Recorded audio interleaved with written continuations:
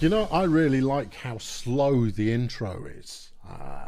It's got a very deliberate and motivated kind of tempo to it. Yeah, there you go. Week 2, everybody. Woohoo! Yeah, week 2 is upon us. If you are around for the old warm-up countdown, you'll have seen the current leaders in the fantasy league. Get involved, people. Every week you could get your name in lights, or your team's name in lights. Details are in the description of this here broadcast. Good. Why does everybody type the letter F when someone dies? Okay, we'll handle that first. It's a capital F if someone has died. It is a lowercase f. It is if it's a season-ending injury.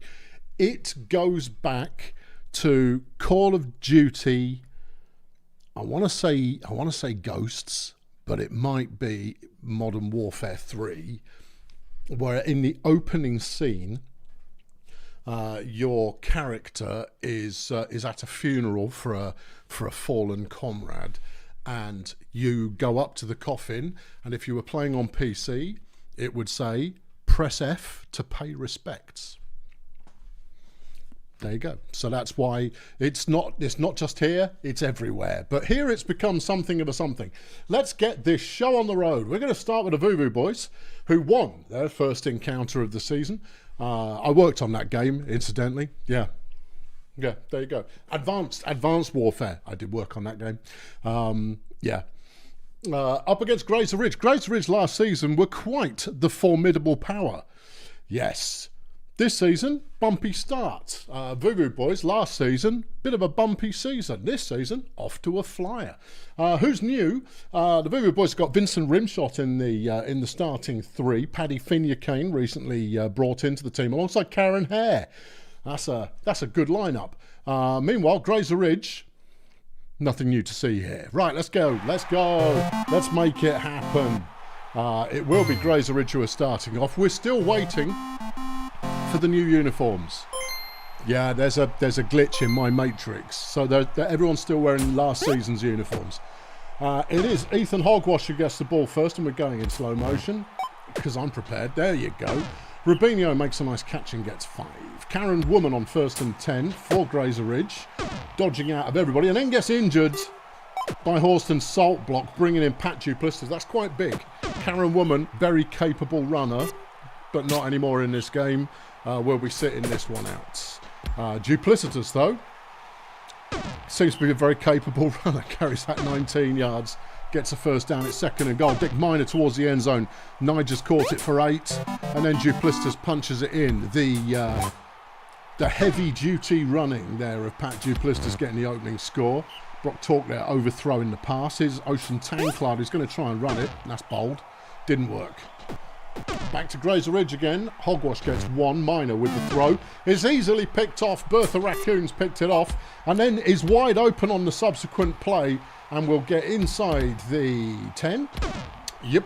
A 57-yarder off the pass from Rimshot. Voodoo Boys now looking to equalise. But that was a bit of a duff throw.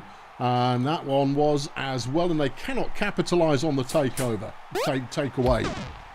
The takeout. Whatever. Rubinho now making a catch, gets 15 yards as Grazer Ridge have taken back over possession. Rubinho with another good catch. Josh Rubinho turning out to be quite a decent receiver. I never had him in my head as a receiver. He's in his 2nd, 3rd season, something like that. I never pictured him as a receiver. I always thought he was a runner candidate, but evidently no. Hogwash makes his best run of the game, gets 7 yards. Dick Miner's now trying it on, and the Voodoo Boys' lack of tackling is hurting them as Rubinho gets a touchdown, and it's 2-0 Grazer Ridge. Rimshot with a run for 2, followed by a deflection from Nige Prison. 3rd and 7. Can Tanclad do it? No, don't do that. It didn't work. No.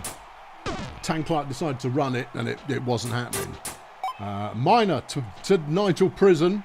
That's the first time we've seen that in this game, and that was a 41-yard catch. And Duplessis gets his 3rd touchdown of the game. Well, rather good that he's come in off the bench then, clearly. 3rd and 7. Tanclad tries running it again. That's not working, is it, though? No. Nige with a short catch and a bit of go. Thanks, cat. Don't sit on the mouse when I'm doing the informative commentary.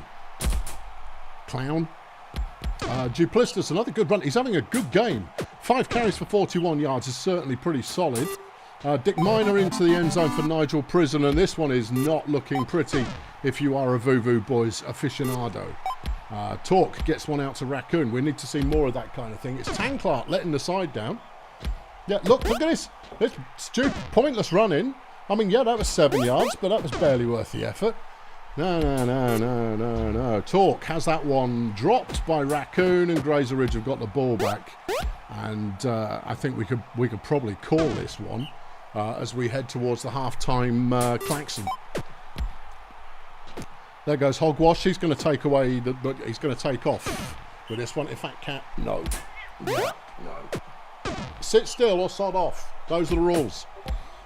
Hogwash, another decent run, evading tackles left, right and centre, and at half-time it is 5-0.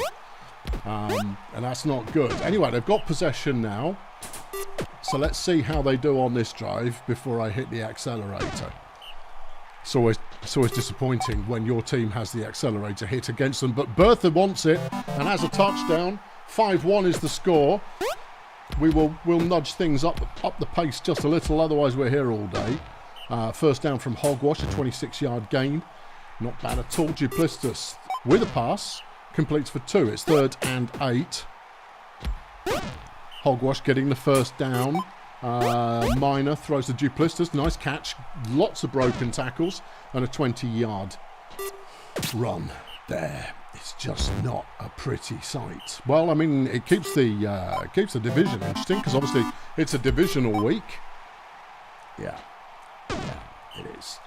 At the moment, you would have to say the Vuvu Boys are resting on the laurels of but one player, and that's Bertha Raccoon. Everybody else not really engaging in this one. I mean, you credit the passers to some degree. And Vincent Rimshot runs one in there. That's nice. Yeah, 30 plays left to go. 6-2 is the score at the moment. It's not outside the realm of possibility, as the Vuvu Boys do make a stop, but they do have to score. Tanklark's try and run it again. Yeah, no, that didn't work. Karen Hare's just intercepted the ball, though, and the Vuvu Boys have another crack at it. Well, they need... No, that was the end of that. Oh, well, never mind. Never mind. There was a brief moment there where it might have been, but it wasn't. No. Duplistus is averaging 7 yards a carry. It would be higher, but on several of those carries, he was right next to the end zone. Casey Jones has been injured by Sir Andormadam, and Mikey Ultra has subbed in. Fairly meaningless substitution going on there. But you know, these things happen. First down and goal for Grazer Ridge. They're close. 3rd down. Duplistus fumbles it, and Tanklark picks it off. And then they throw the ball to Bertha, who manages to pick up 42 yards. It's too late to come back, but a nice consolation touch. Oh, denied. But Rimshot gets another, and that's his 2nd in the game. 6-3 is going to be probably the final score, and. Yeah, I mean, that felt about right. A good comeback, though, from the Vuvu Boys in the second half. It was the first half they didn't want to hear about. Brock Talks got himself injured by Josh Rubinho. Gonzalo Lorry's now in, but on the last play of the game, it's far too little, too flipping late. Yeah, 6-3 final score. Players of the game, and it's a tie between Bertha Raccoon and Josh Rubinho, 2 receivers getting player of the game. Bertha did 311 yards receiving. The Vuvu Boys in total did 383 yards. Yeah. Josh Rubinho, on the other hand, 89 yards receiving, 2 deflections and an injury inflicted. Bertha also picked off a pass and did a pass defence as well. So take that into consideration. Next up, the Port Miggins Pirates. We're doing the bounce. We've only got one reservation game in this one, and that is, who was it? Failurwood. Failurwood want to go late, so that's fine. The Pirates are taking on Edgeslum. This will be violent. Who's new? Emil Dada recently transferred into the Pirates alongside Angelo Rapscallion. in the line. Honey Extra is also getting her first start of the season playing receiver. Over on the Egislum side of things, is Daphne Teflon, who's getting to play at runner. Well, I mean, you could go that way, I suppose. Let's see if it pays off for anybody at all. It is a cursed field, and obviously it is Egislum, and they do like the violence. So who knows? But I mean, it's a divisional week, so this one's doubly important for any injuries that can be inflicted. Surgeon General gets us started, and it's a short little toss pass to Nomad Gunslinger, who refused the first tackle and picked up 29 yards. Daphne Teflon injured on the first touch of the ball by Emil Dardar. Kaz de Mug, now in the lineup, has just caught the ball, and he's left the bill. No, he didn't. He ran it. That was a 40-yard run from Kaz de Mug. Wow. And Muluab gets a 9-yard touchdown. Egislum take the lead, despite losing a player on the first play. Susie Mutton with a good first down run for the Pirates. Juan, I didn't see you in the lineup, mate. No, apparently he's playing, though. Okay. Yeah, and they don't convert on third down. We'll get a better look at the Pirates, I don't doubt. Gunslinger running it again, can't get past the line. It's 3rd and 9, and DeMug is sacked by Dardar. There we go. It's John Juan. Oh, okay. I thought it was Juan. No, John. It's the dirty field that gets in the way of me seeing things. Pirates once again go out on 3 plays. Honey Extra covering Muluab as he picks up 30. Not bad. Ronnie Bongos makes a catch. Back from a season-long injury. Ron Bongos picking up 17 for the first down. And he's going to get a touchdown there as well. Egislum now up 2-0. John Juan, nothing. Okay. Arnie Hamburger. There you go. He plays for them. And Susie Mutton on 3rd and 11 cannot convert. And Egislum are running the table on this one at the moment as Bongos makes a 25-yarder. To get them within. That's an injury. John Juan has been injured by Nomad Gunslinger. Freddie Twobeard has subbed in. Freddie Twobeard, good player. I think the Pirates may have been keeping the best of the few of the best at home because of the high risk of injury in this game. Honey Extra making a catch there. 2 catches for 16 in the game so far. And that's a fumble. But the Pirates have picked it up. Arnie Hamburger getting them a first down. Twobeard can only make 2 yards. Hamburger now running it. He manages to avoid trouble and gets 15. Pirates driving well at the moment. Mutton picks up 3. Here's Twobeard again. Only no yards.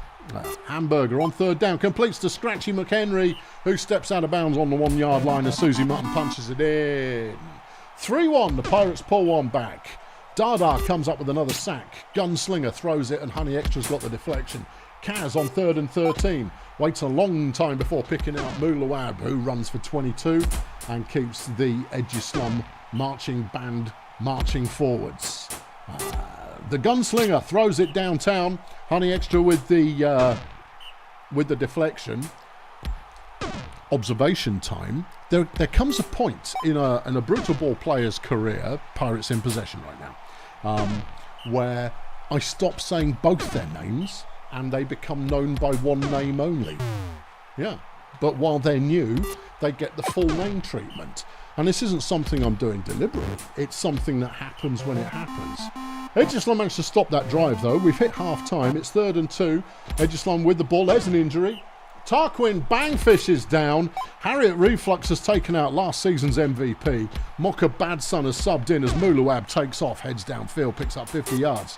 DeMug throws and it's intercepted by Scratchy McHenry.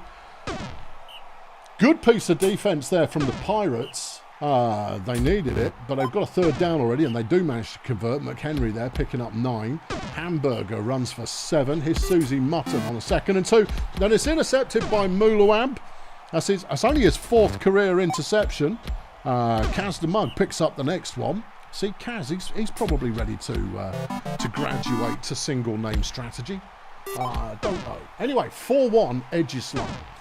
If the Pirates are stopped on this drive, we'll hit the turbos in the sense of time. It's fumbled, but Angelo Rapscallion, the rookie, has picked it up and carried it forward 20 yards. Just past the halfway line. Arnie Hamburger on 1st down goes for 7. There's another injury. Nomad Gunslinger's down. Injured by Harriet Reflux. Jamie Boys has subbed in. Edgeslum down a few members of the team already. But I mean, they choose to play on a cursed field. They play with a very violent team. You have to expect that once in a while you are going to get injuries as the Pirates move back to within 2. There's another injury. Harriet Reflux is done for the season. The Hitman has spoken. Gus the Hitman Resume takes out Harriet Reflux for the entire season, and that's that then. But the score says otherwise. It is now 4-3 following what looked like an interception, I believe it was. Hard to say for sure. Edgeslum stalling out there on the next drive. Four Fingered Owls has subbed in. Last year's, I think, #1 draft pick. Quality player, obviously only out of the lineup to avoid danger. Freddie Two-Beard currently running for the Pirates as they are on a comeback. There goes Hamburger, he gets 1, but it wasn't enough. Edgeslum back in possession, and there goes Jamie Boyes. Emil Dada has been killed. Well, that's huge. That is huge. That is huge. That's a dead fantasy player, that one. Oh man. I think he might have been an expensive acquisition recently. Oh boy, there's 10 plays left. Edgeslum hanging on to the lead. There are basically no starting players still on the field. No, it's whoever they could summon off the bench, and I mean that's massive. That is massive. Jamie Boyes actually making a play for Edgeslum, picks up 15 yards. The Surgeon with 4 plays left is sacked by Mikey Power Tools, who's come onto the field off the bench. There's a turnover. Power Tools recovering it. 2 plays left in the game. Pirates looking to tie it up, but they're not going to do it. No, they might. They might do it. Arnie Hamburger, heroic run, wasn't quite enough. The final score, I mean, honestly, the Pirates have come away from that one having lost the game and lost 2 players. It's just not pretty. No. 4-3 final score. Edgeslum coming away with the win. Muluab Verbose, the player of the game with 128 receiving yards. 1 touchdown, a tackle for loss, couple of deflections and an interception. Whereas Freddie Two-Beard, he came off the bench. Yeah, I know, but he got 51 fan points, did a bit of offense, and got a couple of deflections and an interception. Well, that was harsh. That was harsh. That was the harshness. Oh, dearie me. Oh, gracious. Yeah.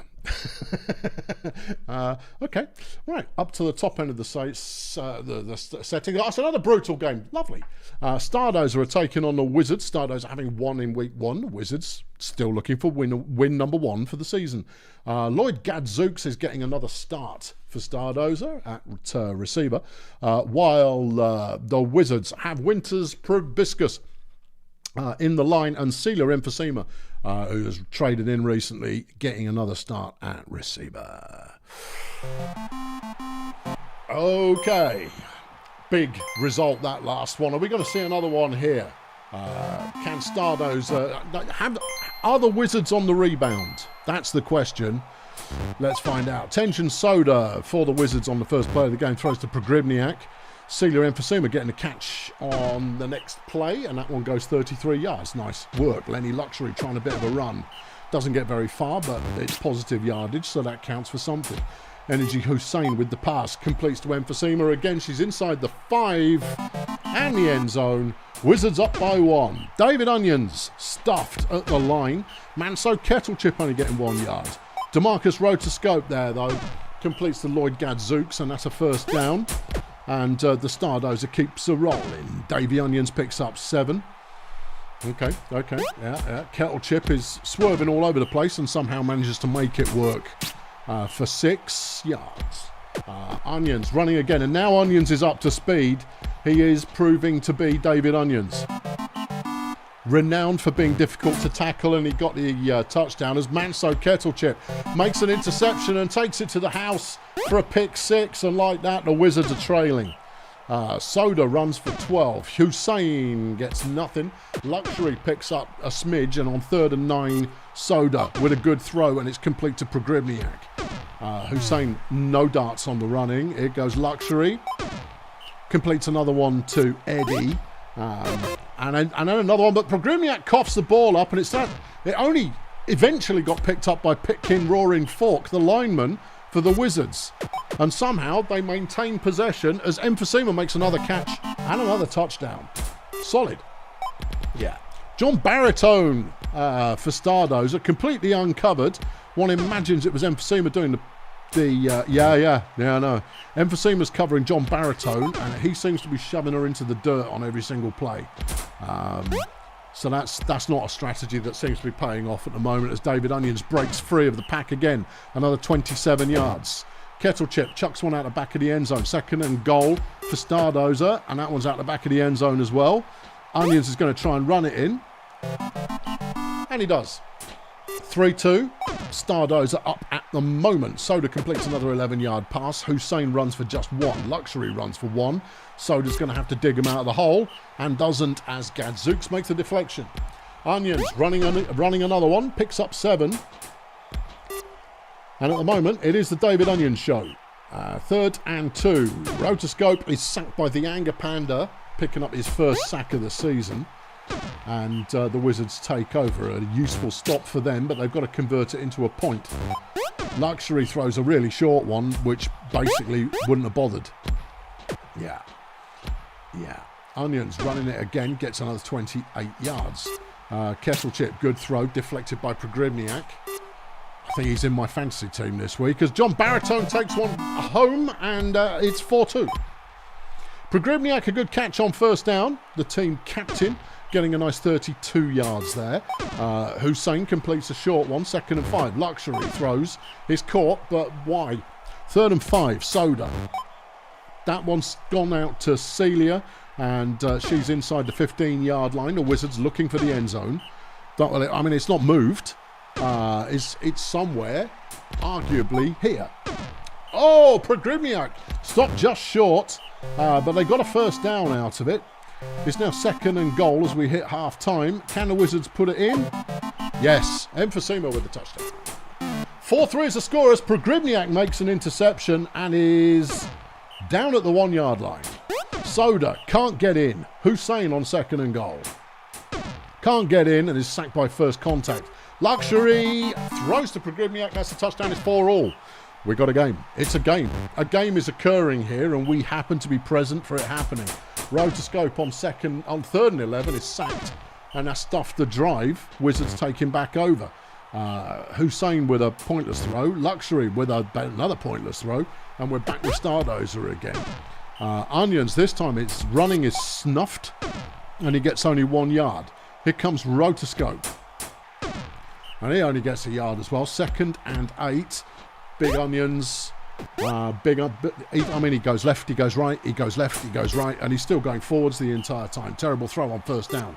Rotoscope has it deflected by Emphysema. Onions on 3rd and 10. Don't let him get there, lads. Oh, nope, they've let him get there, and that's a first down. Kettle Chip up the middle, picks up 5, 2nd and 4. Rotoscope completes one out to Onions, and he's got the gas to get to the end zone. 5-4 Stardozer. Soda completes another one to Eddie. Hussein is looking, and over the head of Pogrymniak is no good. 3rd and 2, and Lenny Luxury manages to pick up an actual running play to get the first down. The Wizards are still in the fight. 3rd and 2. Wide open, Eddie Pogrymniak is down inside the 35-yard line after 28. Gained. Soda throws a 6-yarder. Here goes Hussein. No, he doesn't go anywhere. Lenny throws. Emphysema with the catch. The two gunners for the Wizard playing well as they tie the game up at 5-all. Well, they're going to need to make a stop here because Stardozer are not a rapid progress team. They're a grind it out kind of a team, so they will chew up a lot of clock. But it's 3rd and 14, and Manso Kettle Chip's got a ball. He's thrown it to Davy Onions, who cannot break enough tackles this time around, and the Wizards have a chance to win it. They throw it away on the first play. Hussein runs for 4 on the second. 3rd and 5 is caught by Pogrymniak, and the drive continues. 12 plays to go, half the field. That's another first down, and that's pretty much what they're looking for right now. 10 to go. Luxury. Wide open. Celia is going to get to about the 10, to about the 8-yard line, a 40-yard gain. That one's deflected. 2nd and goal. Energy Hussein. Deflected again by John Baritone. 3rd down. Last ditch. Lenny tries to run it, and he's an idiot. Yeah, 6 plays left, but Davy Onions is charging up the field. He's still going. You've got to be able to tackle if you want to bring him down. He gained 45 on that one. They've got 4 plays to go at 45 yards. 2 plays, and the Wizards have the ball. But they are not a massive yardage team. Well, this is a good run from Tension, who got 17 yards. And then they throw an interception on the last play of the game, just for laughs. Yeah, there you are. That's that then. 5-all the final score, and I think that was actually probably the right score there. The Wizards looking all right. Yeah, and very close for fan player of the game. David Onions just snuck it in with 55, 199 rushing yards. Could be runner of the week there. 3 touchdowns and 1 interception. Lenny Luxury for the Wizards did 145 passing, 3 touchdowns, 2 sacks, and a tackle for loss. Whew, that's going to be, well, that's an excitement division, that one. Well, that's always is. All right, back down the other end, and we got 2 teams who tied in week 1. The Minstrels taking on the Nomads. Minstrels look quite lively, but then neither team was defending last week. Are we going to see a million yards from Fingers Vectrix? We can only hope he dies. Meanwhile, on the Nomads, anyone new? No, there's no one new on either team. Boring. Boring. Bring on the new kids. We want to see new kids doing stuff. Yeah. It's going to be the Minstrels who start with the ball in Ilma's shelf space. Will probably throw it to Vectrix. No, she decides to run with it. Well, that's a choice. Joey bug out on 2nd and 6, runs for nothing worth mentioning. Warehouse throws a short one, but it's deflected by Norman Speedboat. And the oh, hold on, I've got the uniforms the wrong way round. Beg your pardon.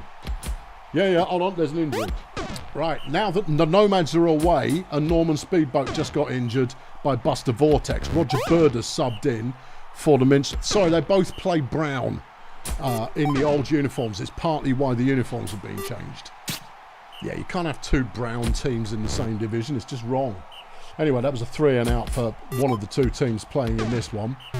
Not a lot happening so far. 2nd and 8, Minstrels with the ball. Randy Flappins can get only 1. Jeffy Conservative chucks 1, but it's short of the first down. And so the Nomads are going to have a go. Vectrix with a deflection. That one's got out to Melvin Glitch, who gets the first down because the Minstrels can't tackle. A 43-yard gain. Cole Warehouse runs it, gets a couple. The next one is deflected by Conservative. 3rd and 8. Joey Bugout throws to Ilma Shelf Space. I didn't think Ilma Shelf Space played for the Minstrels. No, she doesn't. Yeah, right, okay. Shelfie chucks it. It's caught by Buster Vortex, and that little dwarf has got himself a touchdown. I only mention it because a lot of dwarves don't score touchdowns. They hang out in the line and beat people up. Anyway, Buck Dungeons has just recovered a fumble, and he's got the Nomads down inside the 10-yard line as Vortex gets his 2nd of the game. Well, shows what I know. It does. Yeah, Flappins chucks 1, and Vectrix has got it but can only get 13 yards. Jeffy Conservative. Who's covering Vectrix? Because usually there's a pacing. His shelf space is covering Vectrix and appears to be matching speed well enough to stop him getting wide open and then vanishing over the horizon. 3rd and 1. Warehouse runs it. Has the first down. Picks up 18. Shelf space with the throw. It's completed to Melvin Glitch. And he's in the end zone for a 3-0 lead for the Nomads. Jeffy Conservative getting a catch there for the Minstrels. Flappins is running, but there's an injury in the line. Flappins, the team captain, has got the first down. Boris Wet Paper Bag from the Nomads has been injured by Flint Savant, and Crotch Dangle Flag has subbed in. Okay. Flappins up the middle. Minstrels looking like scoring. Conservative gets nowhere. It's 3rd and 6. Crashes Zodiac. And it's deflected by Shelf Space, who's doing a sterling job at taking out the Minstrels' number 1 receiver. 3rd and 3. Cole Warehouse for the Nomads gets nothing. And we're back with the Minstrels again. Flappins managing to get the first down is Conservative. And there's Vectrix. He's got this one. And he's outpacing the cover for the touchdown. 3-1 is the score just this side of half-time. Warehouse making a nice grab. And is still on his feet for the Nomads, picking up 29 yards. Warehouse again on 1st and 10. He's thrown it. It's Melvin Glitch who's got it this time. And obviously, the Minstrels can't tackle. So that's a 32. That should have been like a 16-yarder at most. But no, it went for 32. Joey bug out towards the end zone. And Glitch is in there. It's 4-1. And the Minstrels need to score on this drive if they are to avoid the accelerator. Graham Tanky with a nice catch. Tanky, not seen much of him in action in this one. They've obviously gone speed plus strength as Vectrix takes off for 31 yards. And the Minstrels are showing some signs of life on offense. Vectrix there, unable to work out that if he'd just turned left ever so slightly, he'd have been in the end zone. Still, it's not over yet. 3rd and goal, Jeff Conservative. Intercepted in the end zone by Joey Bugout, who's taken it as far as his little legs can carry him. And that's that then. That's a disaster. Yeah, Graham Tanky was well and truly in the wrong place on that one, and it was a bad throw and easily picked off in the end zone, thereby stifling a potential let's keep this one interesting from the Minstrels. That said, of course, and Warehouse has just picked one off as well. It's all going wrong. Everything's blowing Nomad right now as they lead this one 6-1. Vectrix is heading up the sideline there, and that was adequate. 2nd and 8 to Vectrix again. Yeah, you see, now they're finding their number 1 receiver. They're going like, oh, this is actually quite easy. Only if you can find him on every play. Nice run from Joey Bugout, gets 12. Glitch with a nice catch. Gets 34. He's up to 248 receiving in this game as Bugout gets his the 7th score of the day for the Nomads. Yeah. There goes Crash Zodiac making a catch. He doesn't do that very often, but he got 39 yards. Last week, everybody got to catch everything. Yeah. Glitch with the deflection. It's 3rd and 9. Conservative gets the first down for the Minstrels. Flappins throws a short one. It's worth 3. 2nd and goal deflected by shelf space. And there's Graham Tanky getting his 6th career touchdown. He'll be thrilled. He'd be more thrilled if he hadn't screwed up the previous drive. But, I mean, you know, is it really his fault or was it the passer? You'd have to watch the action highlight replay reel for that one as Melvin Glitch makes another nice catch, gets another 30 yards. Joey Bugout's on 8 of 9 pass completions in this one. Not bad at all. 2nd and goal Nomads. Deflections ahoy, but only 2 of them. 8-3 is now the score. And the Nomads get their first win of the season. The Minstrels are going to still be in the hunt for one in the next couple of weeks. They're still a good team. Yeah. But they got a bit of a defense problem. Star of the game, Ilma, shelf space. 85 fan points for the Nomads. 155 passing, 6 touchdowns, 5 pass deflections. Jeff Conservative for the Minstrels. 48 fan points, 133 passing, 2 touchdowns, 4 pass deflections, no tackles. If you have a player on your team who doesn't make any tackles, you give up the points. Yeah. Vectrix only really played in the second half, and he got 200 yards receiving, for crying out loud. Okay, good. Next, Volcamoose are taking on Bumson. Bumson tied the first week. Volcamoose easily winning it. Volcamoose probably still the ranking team in the division right now, although Ob City look quite tasty. All right, fine. Who's new at the Medics? Georgie Cones, having been purchased in the last week, traded for Exponential Tyrone, which is an interesting choice. Tyrone was proving to be quite the player. Cones, sure, he's all right.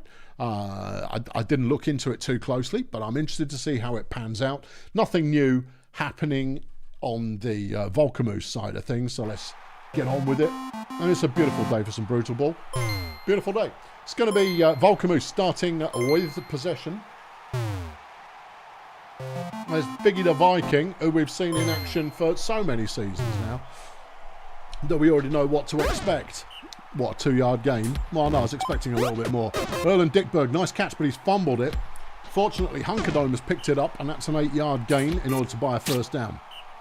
Sabucho Bongos with a deflection. Viking overthrows everybody, and Hunkerdome on 3rd and 10 is looking for a move, but it's intercepted by Bingo Hazmat. Well, and Bumson have made a nice pass on first down, got themselves a repeat. Bongos getting the catch on the next play, gets 17 yards. Scooter Boam evading trouble in the end zone. Bumson take the lead. You wouldn't have betted that. No, you would not. You would not have bet on that. That would be something on which you would not have bet. Hunkerdome picks up 21. Inquisitor with the throw. Dickberg's got this one. The Bumson pass defence not quite so hot this time around. Viking with a bad throw. 2nd and 10. That one was chucked away for for nothing worth mentioning, and Bumson have got the ball back. Bandit Joe with a catch, gets 6 yards. Here's El Smiters on 2nd and 3. Throws complete to Hazmat, first down. Boam makes a 4-yard run. You know, Scooter Boam has been around since the league's inception, and it was always possible that he was going to be a breakout player, but this is the first time we've seen him actually play, you know, getting towards his capability as he goes for another 11 yards. Hazmat picks up 2. Bumson in sight of the end zone again. And Boam's in there. And it's 2-0. No, that can't be right. Hold on, there goes Erlen Dickberg. Now see, Erlen Dickberg, he is good. Yeah, 53-yard gain from Dickberg. That's another missed throw there. Inquisitor on 2nd and 10. Good throw, deflected by Boam, who's putting his flag in the ground for player of the game at the current time. Bongos, nice catch, the captain, getting 15 yards for the medics. Smiters is sacked by Chris Biscuit. Here's Boam on 2nd and 12, throws it behind the line. Bandit Joe made the catch and then gets injured for his trouble. Tone Penta has subbed in for the medics. Very much an untested player. But we'll see. Anyway, Volkamus have the ball and they've got a 3rd and 5 already. They complete this one out to Dickberg, who gets a nice 28-yard gain.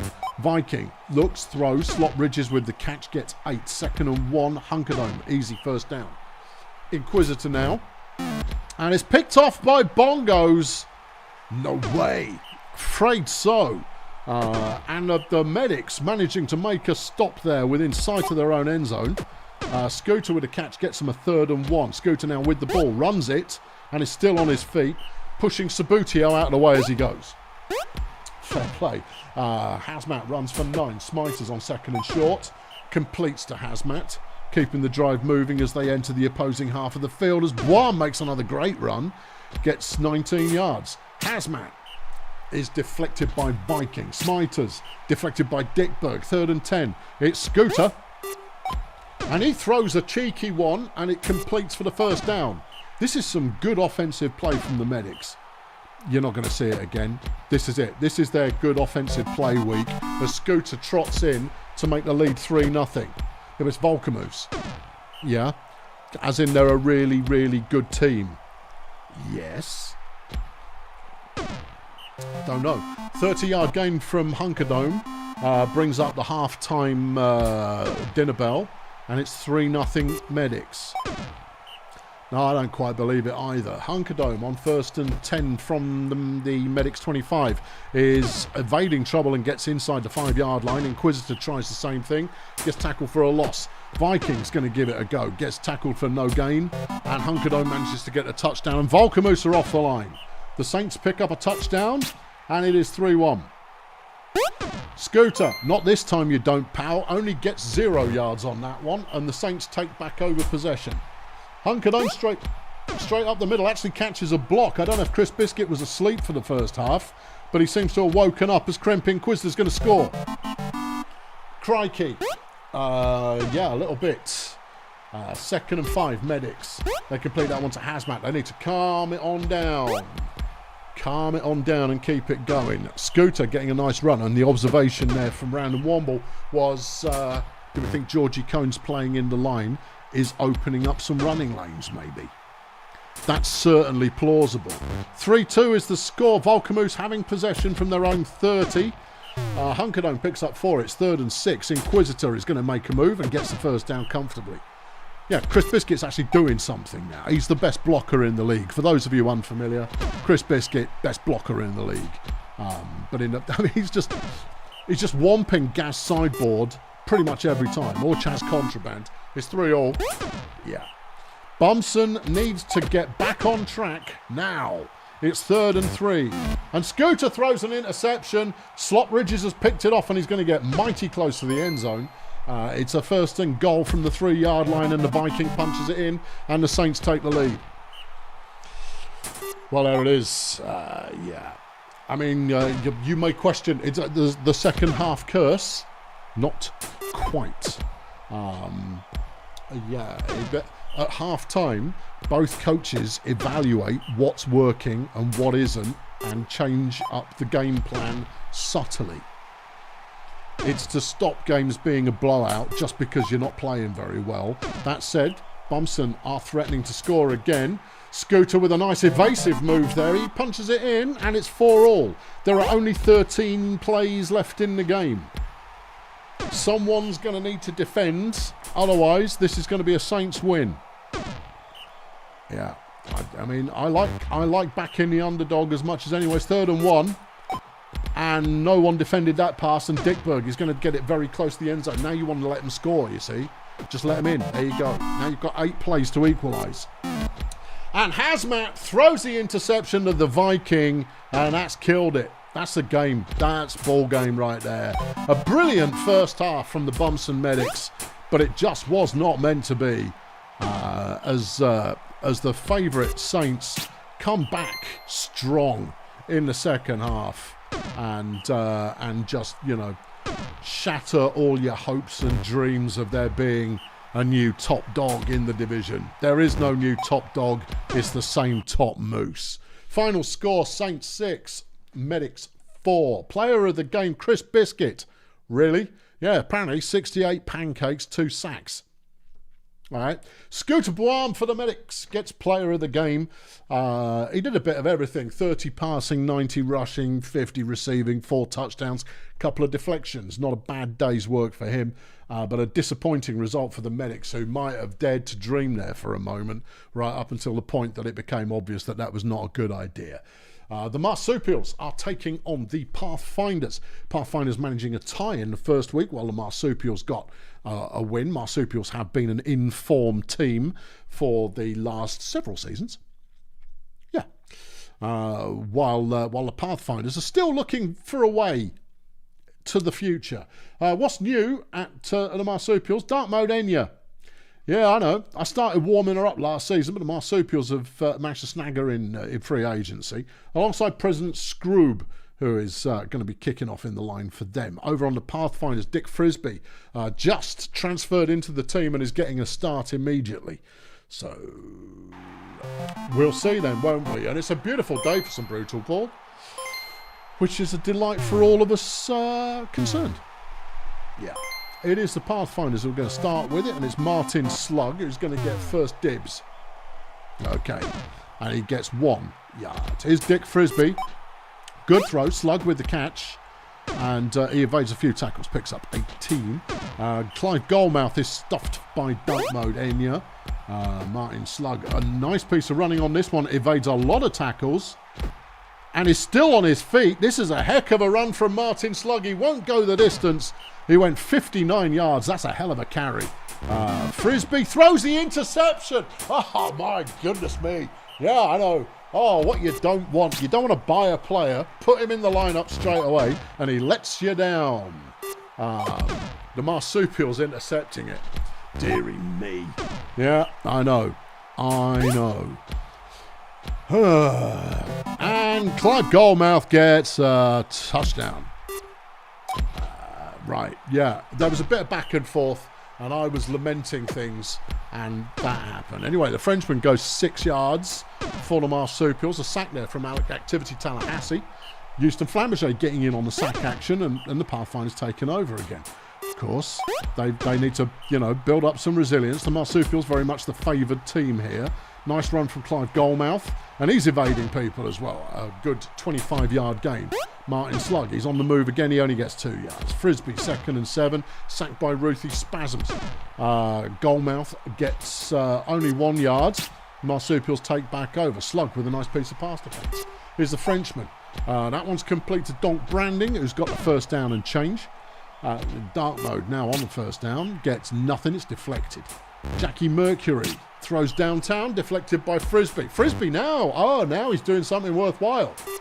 Back over to the Pathfinders again, who managed to make the stop. They're around halfway line. Dirk Shafter gets a catch. He was being guarded by Goodrum Genie, or was he? No, it wasn't. Who is it? It is. It's Goodrum Genie, but that was an easy blow past. But on 1st and goal, Dick Frisbee gets a touchdown, very much making amends for the previous drive. However, the Marsupials immediately toss it to Donk Brandy, who gets 48 yards, and the Marsupials are threatening to score early. They don't want to hang around. Enya chucks one away. 3rd and 4, Mercury. That one's caught. Branding's got it. He's down at the 2-yard line. Frenchman on 1st and goal, deflected by Shafter. Enya. Score, Tongo Coriander, and it's 2-1. Okay. Keeping it nice and close. Dick Frisbee runs for a first down. Clive, he's going on the ground as well. And he's still on his feet. He's going to soak up some yards. He's going to soak up a lot more yards. The woeful tackling from the Marsupials, giving up 58 yards on that carry. A Slug's going to try the same thing, and he gets a touchdown. This is a ground game, friends. The Pathfinders appear to have a ground game. Interesting. Coriander making a nice catch for the Marsupials. Breaks the tackle from Martin Slug, but he's a halfling. What do you expect? Activity Tallahassee's been injured by President Scroob. Matteo Falcone has subbed into the lineup to try and keep things under control. All right. Well, someone's triggered Taylor Cram's pun limits, and yeah. Always worth remembering. If you come to the stream, I do the jokes. Huh? Yeah. Keep it casual. Martin Slug is advancing it again for the Pathfinders, and he's got himself another touchdown. It's 4-2 Pathfinders over the Marsupials. I don't think it's been deleted. I think it's just timed them out. They may reinstate when he reappears. I stand by your decision. There is a limit where it turns into spam. Yeah. Anyway, the Frenchman runs for 13 yards. Dark mode, Enya throwing downtown is intercepted by Dick Frisbee, and Frisbee is very much trying to make up for early mistakes as Houston Flamberger gets a 9-yard gain, bringing up 2nd and short, and they throw it out of Clive Goalmouth, which is a wise move. Goalmouth, lovely piece of running, but he's fumbled the ball. Flamberger's been injured by Dark Mode Enya. Yellow Fang has subbed in for the Pathfinders. Is that going to be the difference that they need? Well, they don't need any difference at the moment. They want it to stay the same. They just want, they just want success in that. Yeah. And they've got some at the moment. Anyway, Jack Mercury, 2nd and 3. Marsupials in possession. It's deflected by Goalmouth. 3rd and 3. The Frenchman to Donk Branding. And, that's a touchdown. It's 4-3. Yellow Fang making a catch for the Pathfinders. The Frenchman's been injured by Matteo Falcone, bringing in Aurora Tundra. Obviously, lots of people decided just to give up on the game as Dirk Shafter makes a nice 35-yard gain for Red Star. This one's close. This one could go the distance, Slug picks up 9. He's on 99 yards in this game so far as Yellow Fang gets his first career touchdown. And that's Pope Lorenz picking up a sack on 1st down. Dartmo's deciding to run it, and it works. Goodness gracious. Aurora with the throw gets it to Coriander, who gets the 1st down. The clock is ticking, but this is still really close. Branding drops the ball, 2nd and 10. Coriander's got the catch, and that's solid. Tundra gets 4, 2nd and 5. Throws to Coriander, and that's a 1st down, and we're still hustling. Jack Mercury there making a decent pass. Enya can't complete it. Here goes Tundra trying to run it. Gets 2. It's 3rd and 8. Jack Mercury deflected, and the Pathfinders with a vital stop might get this done. Martin Slug picks up 8. Frisbee with the throw, completes to Shafter, and Martin Slug there was getting under the feet of Goodrum Genie, who when he did catch up didn't make the tackle. What a plum. Yeah, no, he's not even playing. Slug to Yellowfang. Gets down inside the 5. Frisbee, touchdown, Fang, and it's 6-3 as Frisbee makes another interception. And he's down at the 5-yard line. And this is, you put this one in your upset column, as Goalmouth is in the end zone. And it's 7-3. The Pathfinders have got this one. There's 11 plays left in the game. This is a Pathfinder win. Yeah. No, I can't even jinx it. As Shafter makes another interception. And the Pathfinders now get to ratchet up their yardage count. Just for laughs, Martin Slug's over 100 yards in the game. Clivey Goalmouth can't get the first down, but it doesn't really matter with 6 plays left to go. The Marsupials are trailing by 4. And, Red Star. Crikey. Yeah. Coriander gets 12. Are we going to see a nice play to finish off with? Donk Branding. Donk Branding's been pretty reliable, but not spectacular. That's no bad thing there. Final play of the game, the Marsupials score, but the final score, Red Star Pathfinders 7, Sweaty Marsupials 4, making that division all kinds of interesting. Dick Frisbee, who screwed it up early on, no, he made amends and then some, getting player of the game. 91 fan points for Dick Frisbee. I don't think he is a fantasy player. 246 passing, 3 touchdowns, but then 4 deflections and 2 interceptions. Key interceptions, I would say, made the difference. President Scroob for the Marsupials, 47 fan points there, 48 pancakes, an interception, and an injury inflicted. Fun result. I like that as a result. Give me that kind of result all day long. Oh, we got the Axemen next up against the Beekeepers, and it looks like it's raining. Great. Well, is it? Well, probably not. Egon Sanction getting another start for the Axemen. None of the rookies getting a look in. While over at the Beekeepers, Manfred Textures is getting a start alongside Kathy Glowpod in the line. Glowpad. I think Glowpod's a better name. Well, that's not her name though, is it? No. It will be the Beekeepers who get started. And it's your boy Hank Massive who's getting first carry. We love to see Hank Massive swerving in and out of danger. Look at him go. 16 yards on his first carry, that'll do. Here's O.T. Freemason, a player which, let me tell you, an awful lot of teams are trying to hire. Mini Sabotage, a magical catch. Wide open, gets 57 yards as Hank punches it in for an early score. Beekeepers take the lead. Pritchard Serenity throws, and it's intercepted by Dirty Woods.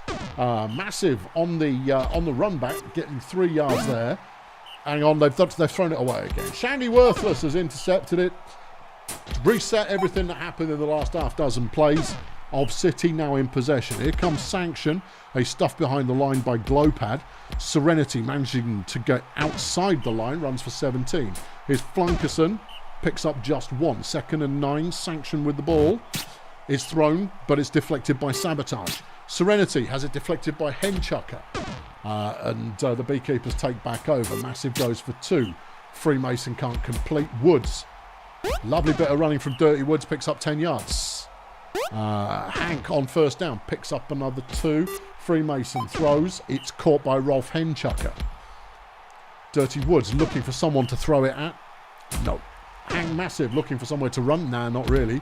Freemason on 3rd down. And it's dropped by Mini Sabotage. In the rain. These things happen in the rain. No one can catch in the rain. Yeah, hope that doesn't come back to bite me later on. Yeah, it probably will. Anyway, Beekeepers back in possession again after Ob City can't get anywhere. And this one is turning into an ineptitude contest. But Woods ran for the first down, then fumbled the ball. He's just kind of go, oh, why? Just why? 3rd and 9 of City, and it's intercepted by Henchucker. Many fantasy teams will be very happy. Henchucker, very much a bargain player on the fantasy league at the moment. He doesn't cost very much, but he actually does rack up a few points each week. Or he did in the first week, and it looks like he will do this week as well. Freemason with the throw. It's deflected by Flunkerson. 3rd and 6. Woods to the end zone, and it's intercepted by Shandy Worthless, who on the run back is brought down at the 23-yard line. Manfred Textures gets a sack. 2nd and 14. Flunkerson can't get it anywhere. 3rd and 12, and Sanction can't go anywhere either. And we're back with the Beekeepers again. It's still 1-0, just in case you were wondering. Woods completes the pass. Freemason on the catch. Massive gets nowhere on the run. Freemason throws a wide open Henchucker. Breaks the tackle and is going to get into the end zone for the 2nd score of the game. Beekeepers up by 2. Worthless makes a catch on 1st down and picks up a little bit. He gets the catch on 2nd down as well, and there's no one covering him. I believe it is Woods who's trying to cover Shandy Worthless. That's not going to work, and that's a 50-yard gain. Egon Sanction runs up the middle, fumbles the ball. Hippie Impact has recovered it, and the Beekeepers get the ball back inside their own 10, and then they chuck it to Henchucker, who is already past the halfway line and still on his feet. A 54-yard gain. Freemason throws. Henchucker with the catch again. Wheelspin Gold will make the tackle, but that's after the 5-yard line. Goodness gracious me. Henchucker on, Woods on 1st down, can't get anywhere. Massive runs straight into an opposing player. Freemason on 3rd down, and it's deflected by Worthless in the end zone. Serenity gets it out to Flunkerson as Of City come out from inside their own 5. The Beekeepers have been there, 3 times now and failed to convert? It's just not a good look. But they are winning the game regardless. Of City at the moment completely unable of moving the ball. Incapable of, unable to. Whatever. Woods runs for 19 yards and doesn't fumble it this time. Hank gets stuffed behind the line. Freemason throws. It's deflected by Worthless. It's 3rd and 11. Woods is going to try and hero mode it, and it doesn't quite come off. Of City take back over. Worthless with the catch. Didn't get much, but Wheelspin will get them the 1st down as they approach the halfway line. Egon runs, nothing doing. Serenity with a short pass. 3rd and 8. Flunkerson. And it's dropped by Gold, giving the Beekeepers the ball back. I mean, if they score on this drive, I'll call it for them. But at the moment, no, they didn't get it. No. Okay, Axemen back in possession. Gold catches this one, picks up 19, and they're getting deep into Beekeeper territory. Flunkerson, good catch and go, gets 20. Sanction only gaining 1 yard. Egon Sanction has been a massive disappointment in this game. Wheelspin Gold's going to score. It's now 2-1. 2-1. Into the final quarter. Freemason throws. Henchucker's got the catch, and that's a 1st down. Beekeepers need a possession game right now, and ideally another score. They don't win very often against the Axemen, as Rolf Henchucker gets them a 1st down off a 3rd and 10. Serenity with the deflection. 2nd and 10. Hank can only pick up 3. Freemason, 3rd and 7, and that's deflected by Worthless. Axemen with the ball back, 16 plays to go. Well, they've pretty much got to score, or they'll lose the ball. Hang on. No, they fumbled it, but it's the 3rd and 11. Worthless has them the 1st down to the halfway line. Flunkerson takes possession, 13 plays left. He gets nowhere. Sanction throws, it's rubbish. 3rd and 9, Serenity is stuffed, and the Beekeepers can run the clock out if they can just keep hold of it. A 20-yard gain from Hank Massive. Freemason with an optimistic throw is deflected by Shandy Worthless. Dirty Woods on 2nd and 10 picks up 6. Massive, 3rd and 3. He stopped, giving 6 plays for the Axemen to tie it up. A sack from Hippie Impact brings up 3rd and 12. Sanction with a throw, and it's intercepted by Henchucker, who will be player of the game, or I'll be very surprised. Okay. Yeah, 3rd and 7, last play of the game, and the Beekeepers take it 2-1. A right scrap. He's not player of the game. He's not. Player of the game, potentially player of the week. Shandy Worthless. 121 fan points right there. 9 pass deflections, 2 interceptions, and 110 receiving yards. Rolf Henchucker for the Beekeepers, 81 fan points, 168 receiving a touchdown, 3 deflections, 2 interceptions. Good game, and the Beekeepers get a win, and that really keeps that division. No, it almost did. If the Medics had won, that division would be madness, but they couldn't quite hang on. Pity, but that's That's Brutalball. Yeah. Okay, next. Lingo Blend All-Stars coming off an absolute pasting in week 1. Yeah, I know, we did it. Are taking on Sportsball, who are also coming off a defeat in the first week of the season. Lonesome Coil is getting a start for Lingo Blend. That's the lot. And then at Sportsball, Craig Franklin, Chunk Olympics, Daxter Hijack, all getting starts for the team. Daxter got injured in like the second play or something absolutely hideous. Yeah. Worthless could be player of the week. Could be. It is Sportsball starting with the ball. Marcel Le Jams is going to get us underway. And it's a nice piece of running. It's a very nice piece of running. It's a very, very, very nice piece of running. He's out of gas. But that's 41 yards. Lovely bit of running from Marcel Le Jams. And then they throw an interception on the very next play. John the Plum picking it off. Lingo Blend taking over. The Plum with the pass to Brenda Ferrite. Le Jams trying to do his best at defending there, but he can't defend. From the 5-yard line, Ray-Ban Benefits touchdown. Lingo Blend up by 1. Yeah, Daxter's made a catch. Woo! We like Daxter. Well, obviously we do. He used to play for us. Yeah. Omar Pellegrino on 1st and 10 with the throw. Completes it out to Daxter again. And he gets a 28-yard gain. Farmer vault style to the end zone, deflected by Brenda Ferrite. Le Jams on 2nd and 10. Hack Murphy's deflected that one. Hack Murphy. And they can't convert on 3rd down, giving Lingo Blend the ball back, and Murphy's got the catch. Hack Murphy. 27 yards. Benefit throws it. It's Murphy again, and he's got the 1st down. Lonesome Coil throws a short one. Ferrite gets it, but gets barely anything from it at all. 3rd and 9. Benefits going on a run and runs into trouble, giving Sportsball the ball. There goes Le Jams on 1st down. He picks up another 19. A good run. Lothario Henderson making a sack on 1st down, brings up 2nd and 12. But they've got it out to Bird Dog, who breaks a tackle and will go very close to all the way. 52 yards, in fact. Le Jams, touchdown.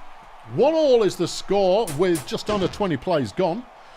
Here comes Ray-Ban. He's got nowhere on that one. 3rd and 10. Lonesome tries to run it and gets only 1 yard. And now Sportsball are looking a little bit more like themselves. Pellegrino gets nowhere. It's 3rd and 5. Volt style throws. Bird Dog with the catch. And he's going to go into the end zone for a touchdown.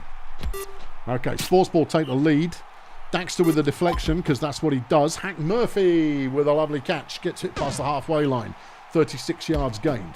Lonesome's running it. I don't think that's his look. It only got 2 yards. The Plum, though, completes for a 1st down. Is Benefits. Benefits goes nowhere. Coil gets stuffed for a loss, and the Plum has to pull him out of jail on 3rd down and doesn't. Bird Dog coming up with the sack and then getting a catch because he feels like doing it all. Yeah, Benefits obviously can't make a tackle. And Omar Pellegrino has been injured by Lothario Henderson. Mary Ruthless is now in the lineup and immediately carries the ball for 13 yards. She's good. Yeah, I know. She used to play for us. Yeah. Anyway, Lingo Blend got the ball back. Sportsball has scored. It's 3-1. Okay. All right. 2nd and 11. Coil goes nowhere. Plum on 3rd and 12. Completes to Ferrite, but she hasn't got the legs to get the 1st down. And Sportsball are back in possession again and are starting to tighten the noose around the result in this one. It's not even half time yet. Trust me, noose tightening as Farmer Volt style takes off and gets a heck of a lot of yards. He gets, 25, which is pretty good yards for running. Yeah. Ruthless is breaking tackles, picks up 4. His Volt style throws. It's complete to Daxter, who's going to score, and that's 4-1. Lingo Blend looking for something to work, and at the moment, they haven't found it yet. 3rd and 11. Lonesome Coil is not quite going to make it. That was a 10-yard gain. It was a good effort, but not good enough. Bird Dog breaking tackles is down inside the 5-yard line after 47 yards. Mary breaks one and is in the end zone. It's 5-1, and Sportsball are jiggling this one in a way that suggests they own it. It is now second half. Lingo Blend with the ball, as is traditional. If the team behind have possession, we will let them complete their drive before engaging afterburners. Nice running from Ray-Ban, gets a first down and is still evading tackles, gets 18 yards. Lonesome tries the same thing and runs into a wall of meat. Hack with a nice catch gets down to about the 5.5 yard line. Ray-Ban takes it to the 5, it's 2nd and goal. Coyle, no. Wall of meat. Okay. The Plum tries it on himself and he can't quite get there. Sportsball take back over, starting out of their own end zone, but they've already broken free of that. It's 3rd and 4 though. Balti, nope, sacked by Tiggy Teapot.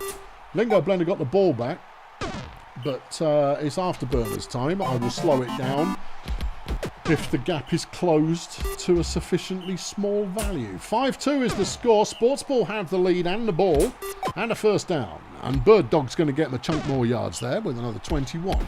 Mary Ruthless, nice piece of running, gets 7. Volt Style throws to Bird Dog again. He's just a robust player, is Bird Dog. Robust. He's not exciting, he's robust. Yeah. Anyway, that's another touchdown for Sportsball. Lingo Blend aren't looking too bad here. Just inconsistent is the problem they're facing right now, as Coyle gets his best carry in the game so far, going for 7.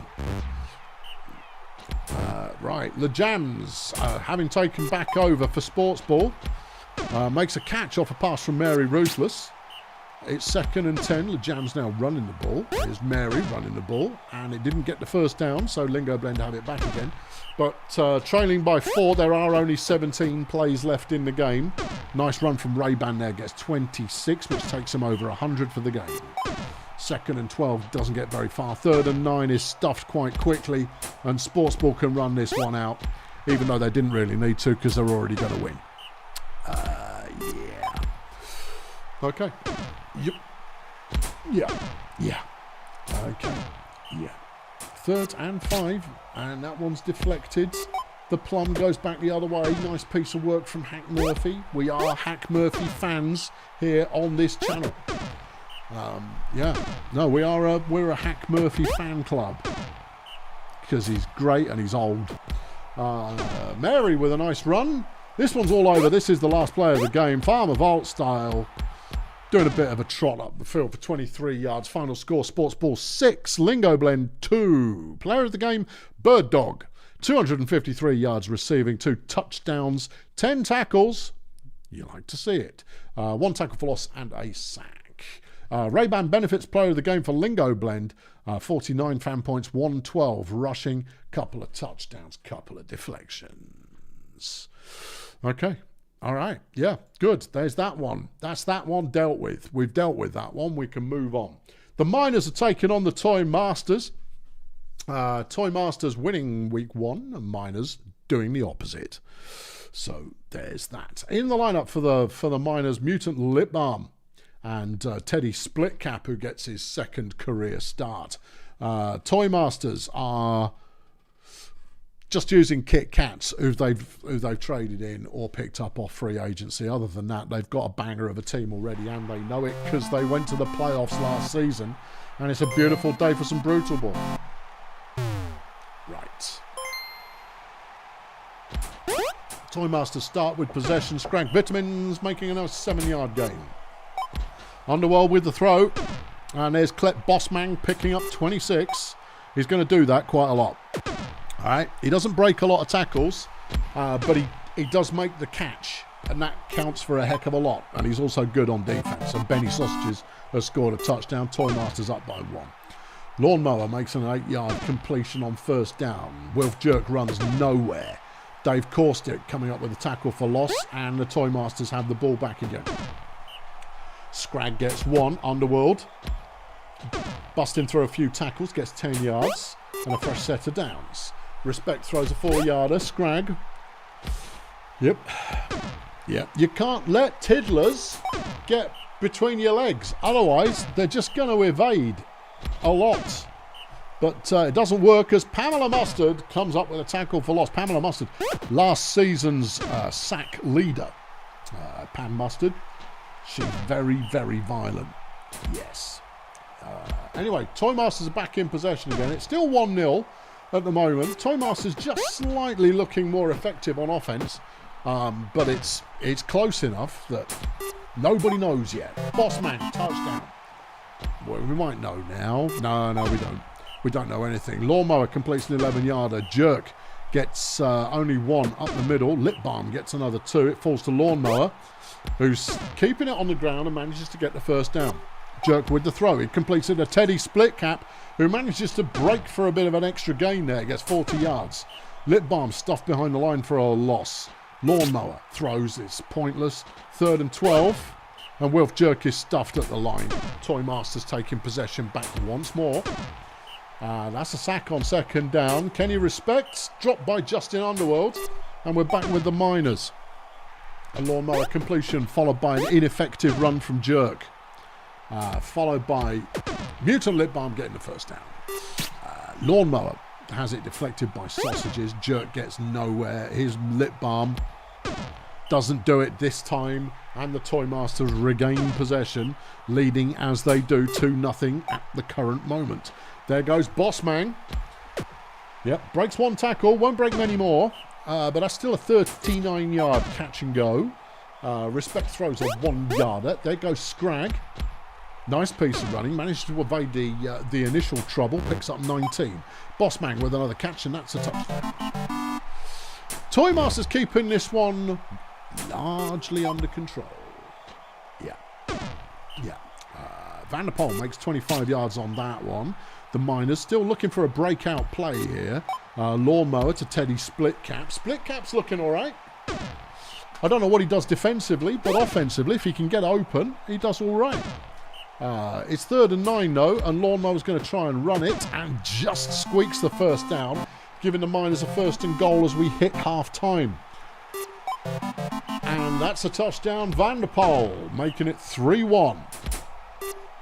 Okay.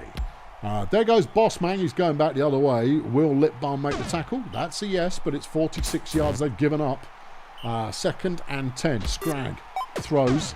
Caught, but it's only 6 yards. 3rd and 3. Underworld. Another short one, but it gets them a 1st. Sausages picks up 9. And Toy Masters are looking at the end zone again. And instead they give it to Split Cap, who's just intercepted it. Thereby answering, what does he do on defence? Well, he's done that once. We don't know if that is a pattern that might emerge or whether that was a one-time kind of deal. 3rd and 2. Mutant Lip Balm picks up the 1st. Miners looking to come back into the game. They're trailing only by 2 right now.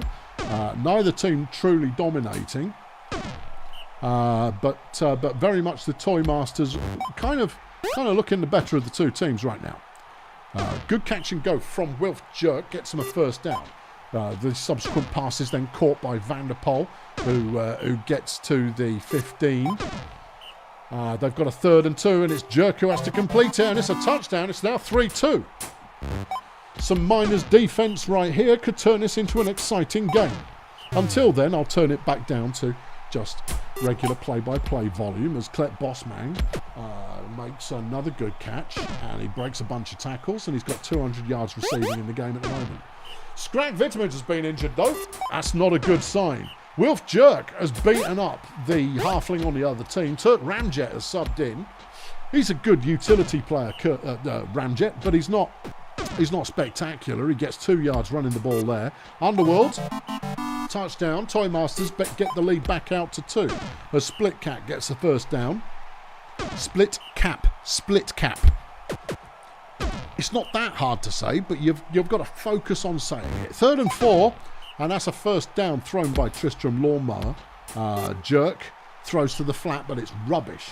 He had 2 receivers there waiting, and he missed them both.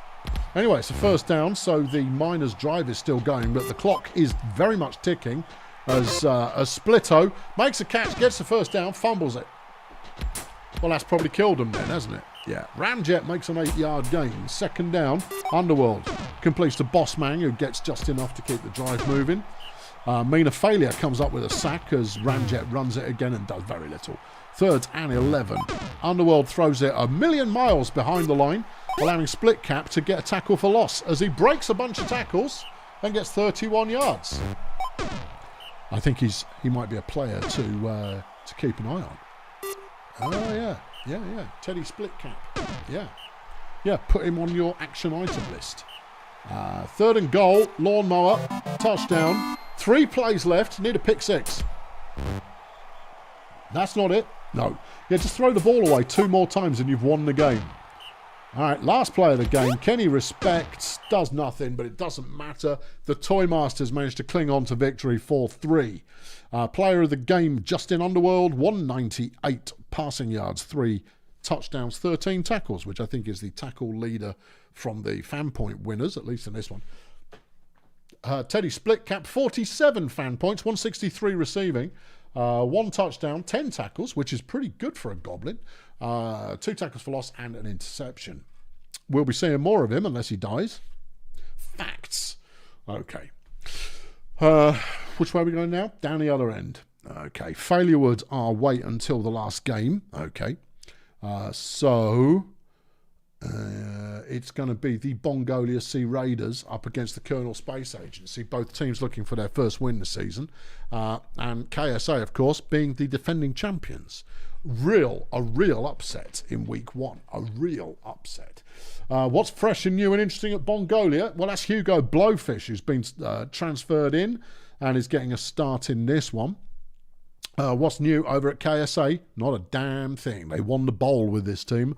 Why would they do anything different? Well, they lost last week. Yeah, but that was last week. Here comes Bill Saturno, everybody. Bill Saturno. He's a very good player, but you don't believe that he's a very good player until you see him do this. And then he'll do something defensive later on. That was a 37-yard gain. That's a fumble. Oh, dear. Big Rod McGurk making a fumble recovery, and Bongolia have possession. Here goes Heimlich on a 2nd and 8, picks up 5 of the yards needed. Crap whistle on 3rd down, managing to complete a very short pass to make it work. Blowfish runs on the first, gets 4. Heimlich is stuffed behind the line. 3rd and 8, crap whistle. Completes the pass again. Who's covering up there? That's flipping Rock Hands. He's one of the best pass defenders in the league, as Blowfish makes a hell of a run, and that's a touchdown. Crikey. Yeah. Phoebe Bratsalat has been injured by Zoltan. Lenny Testes has subbed in for KSA. Here goes Charlie Tutu. He's getting to play. Oh, he's getting to play runner. Love it. Yeah, that's 20 yards. Sorry, hit my own microphone. Saturno with a nice piece of running. No one can tackle him. Gets 12 yards. Here goes Raz McClintock. Throws. Hands with the catch. Darkness Albright unable to cover. And Hands gets him down to the 2-yard line. And that was a touchdown by Choo Choo. Yeah. Okay. Heimlich takes it back the other way. It's already 3rd and 5. Crap whistle. Completes to Albright. Hands can't tackle him, and Albright manages to get into the opposing half. 37-yard gain. Blowfish throws a 0-yarder as Heimlich runs away from trouble and is still evading trouble, getting 24 yards on the carry. Crap whistle with the throw, and it's Muzio dropping the ball as Muzz then catches the next one, but it's 3rd and 4. Mike. There he goes. We're also Mike Heimlich fans. Just be aware. It's 2-1. Sea Raiders have the lead at the moment. There goes Saturno again. It's another 29 yards. He's very good, isn't he? He is very good, but he doesn't look it. No. Charlie Choo Choo can only get 1. Saturno on 3rd and 4. Good throw. Complete to Hands, who has the first down for 17 yards. McClintock with the throw. And that one's caught by Rock as well. Getting him another set of downs as Choo Choo pile drives through. That's a dead player. Hugo Blowfish has been killed by Charlie Choo Choo.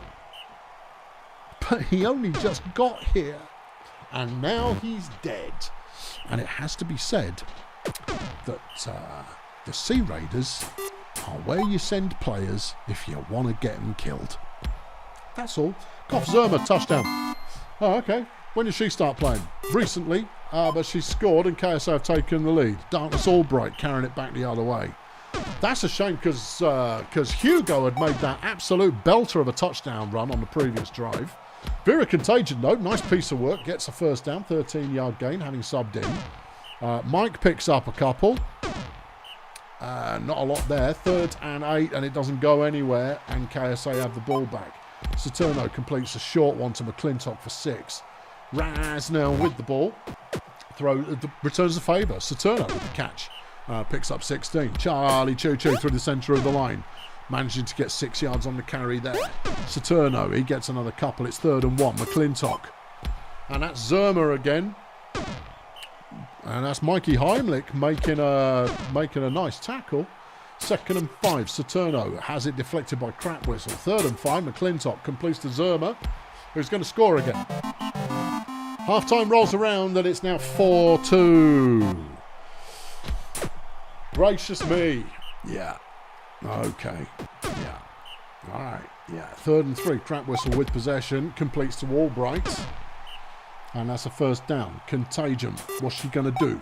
She's going to throw it to Darkness again, who gets out the blocks quick and gets 27 yards. Heimlich is sacked by Zerma. Crap Whistle round the outside of the line. It's a good piece of evasive running, and he's gone for the first down and beyond, picks up 21. That one is, it's gone short. Mike gets nowhere. 3rd and goal. Crap Whistle gets it to Mozio, who can't stay in bounds, and Lenny Testes has been injured by Big Rod McGurk.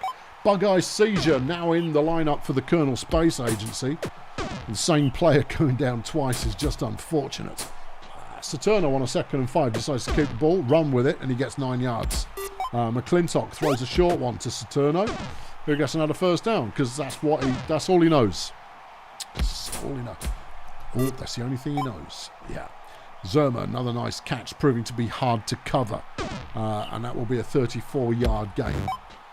All right, there goes Choo Choo. He's breaking tackles galore, picks up 13 yards off the pass. He's now running the ball and then gets held up and stopped for nothing as Saturno has his pass deflected by Muzio in the end zone. 3rd and goal, McClintock.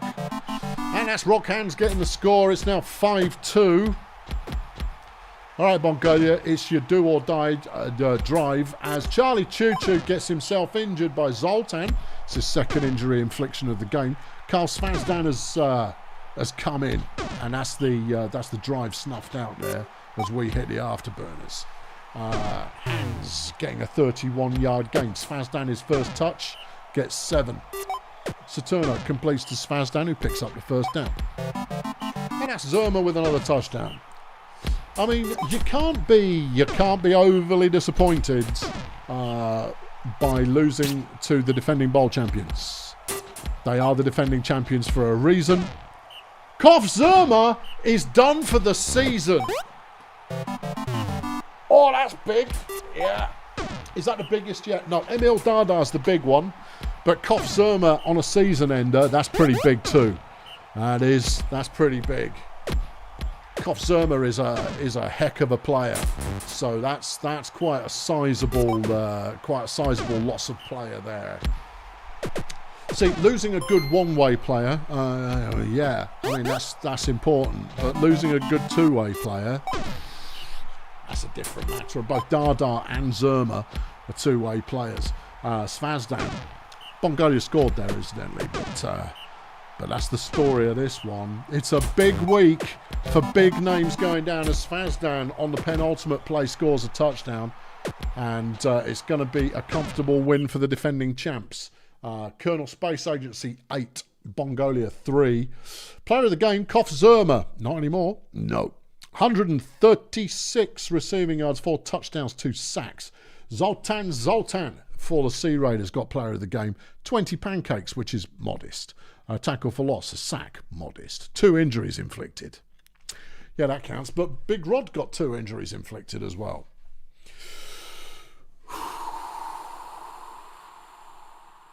And as Enrico says, that was his best player. I don't disagree, but I would say Saturno's your best player.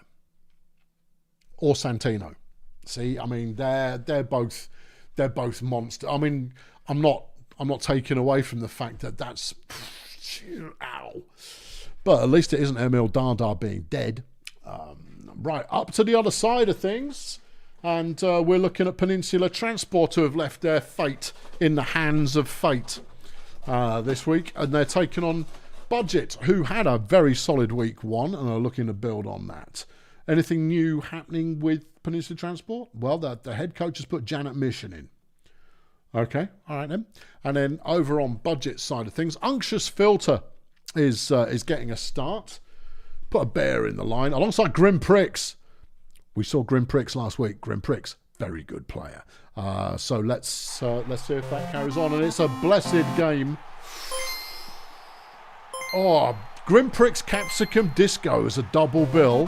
I like it. But Capsicum appears to be playing runner, which is odd.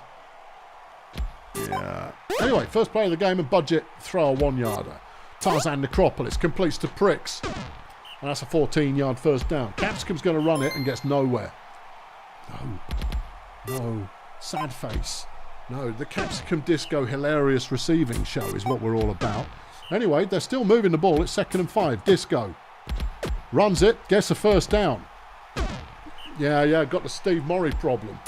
Yeah, where your star runner starts throwing the ball. Anyway, it's a touchdown for Budget, and it was Pricks who got it. Peninsula now trying to get somewhere. 2nd and 10. Marv H. Lime with a 2-yard gain. Gabe, nothing doing, and we're back to Budget again. Spiny Turtle Wax is running this one and gets 5 yards. Necropolis throws to Disco. That's the ticket. Disco busting out a tackle, gets 25 yards. And now is running the ball and picks up another 6. It's the Capsicum Disco show. Fenchurch Stochastic with a touchdown. It's 2-0. Early doors still. This is a lovely piece of running from Gabe Transistor. He picks up 35 yards. Budget throws. Janet Mission. Breaking tackles. And that's a 37-yard gain. Lime end zone touchdown. Okay. Fenchurch picks up 7. It's 2-1. Peninsula pulling one back there. Fenchurch making another nice catch, gets 10 yards. Here goes Disco, and that's 3 yards. Spiny downtown, overthrowing everybody. 3rd and 6, Necropolis. And that one doesn't really work. Joe's chucked a 20 in the bucket to apologise for the boring Ob City game. I thought it was all right. I thought it was just a bit incompetent, Joe. That's all. Both teams were showing a lack of getting it done. But no, thank you, appreciate it. But no, there was nothing wrong with the game. 3rd and 8, Marv is stuffed at the line. Budget had the ball back again. Current score. Hold on, Cordelia Benzadree's just intercepted one. So Peninsula got the ball back again. Fungible throws is caught by Janet Mission for 10 yards. Lime well out of bounds. Yeah. Here's Transistor. And that's a 4-yard gain. 3rd and 5. Fungible touchdown. Benzadree. You don't want Cordy Benzadree getting juiced up. She'll be a handful. 3rd and 12. Disco manages to complete the pass, and it's Fenchurch with the catch. 15 yards. Spiny is deflected by Hatchet Malibu. Necropolis is deflected by Janet Mission. 3rd and 10. Capsicum gets himself sacked by Hatchet Malibu, and Peninsula take back over just inside their own half. Fungible on 2nd and 11 gets only 4. Here's Lime. Gets it out to Mission, and she manages to avoid trouble. Gets 28 yards and brings Peninsula into scoring range again, where they get a first down. Fungible, Transistor touchdown. 3-2, Peninsula Transport have the lead, but there goes Fenchurch again. That's another 34 yards, taking her over 100 in the game. And again, yeah, all right, keep going then. Yeah. If only you had a player who, when they caught the ball, was near impossible to stop. Yeah, have they got one of those? Yes. Okay. Anyway, we're just past half time. Peninsula have the ball back again. Benzadreen getting them a first down. Fungible now, looking, waiting, thinking about it, and it's intercepted. Fenchurch has picked it off. And the Roadies needed that one as they trail by 1 at the moment. They've thrown the ball to Capsicum, who breaks every tackle and scores a touchdown. It's 3-all. And all of a sudden, Capsicum Disco is getting juiced up. But we haven't seen much Grim Prick action in the last 20 or so plays. So come on, give me some of that. I bigged him up before the game. Benzadreen making another interception. Peninsula have the ball back. It's 2nd and 11. And that one's been intercepted. Spiney's intercepted one. And Budget have the ball back.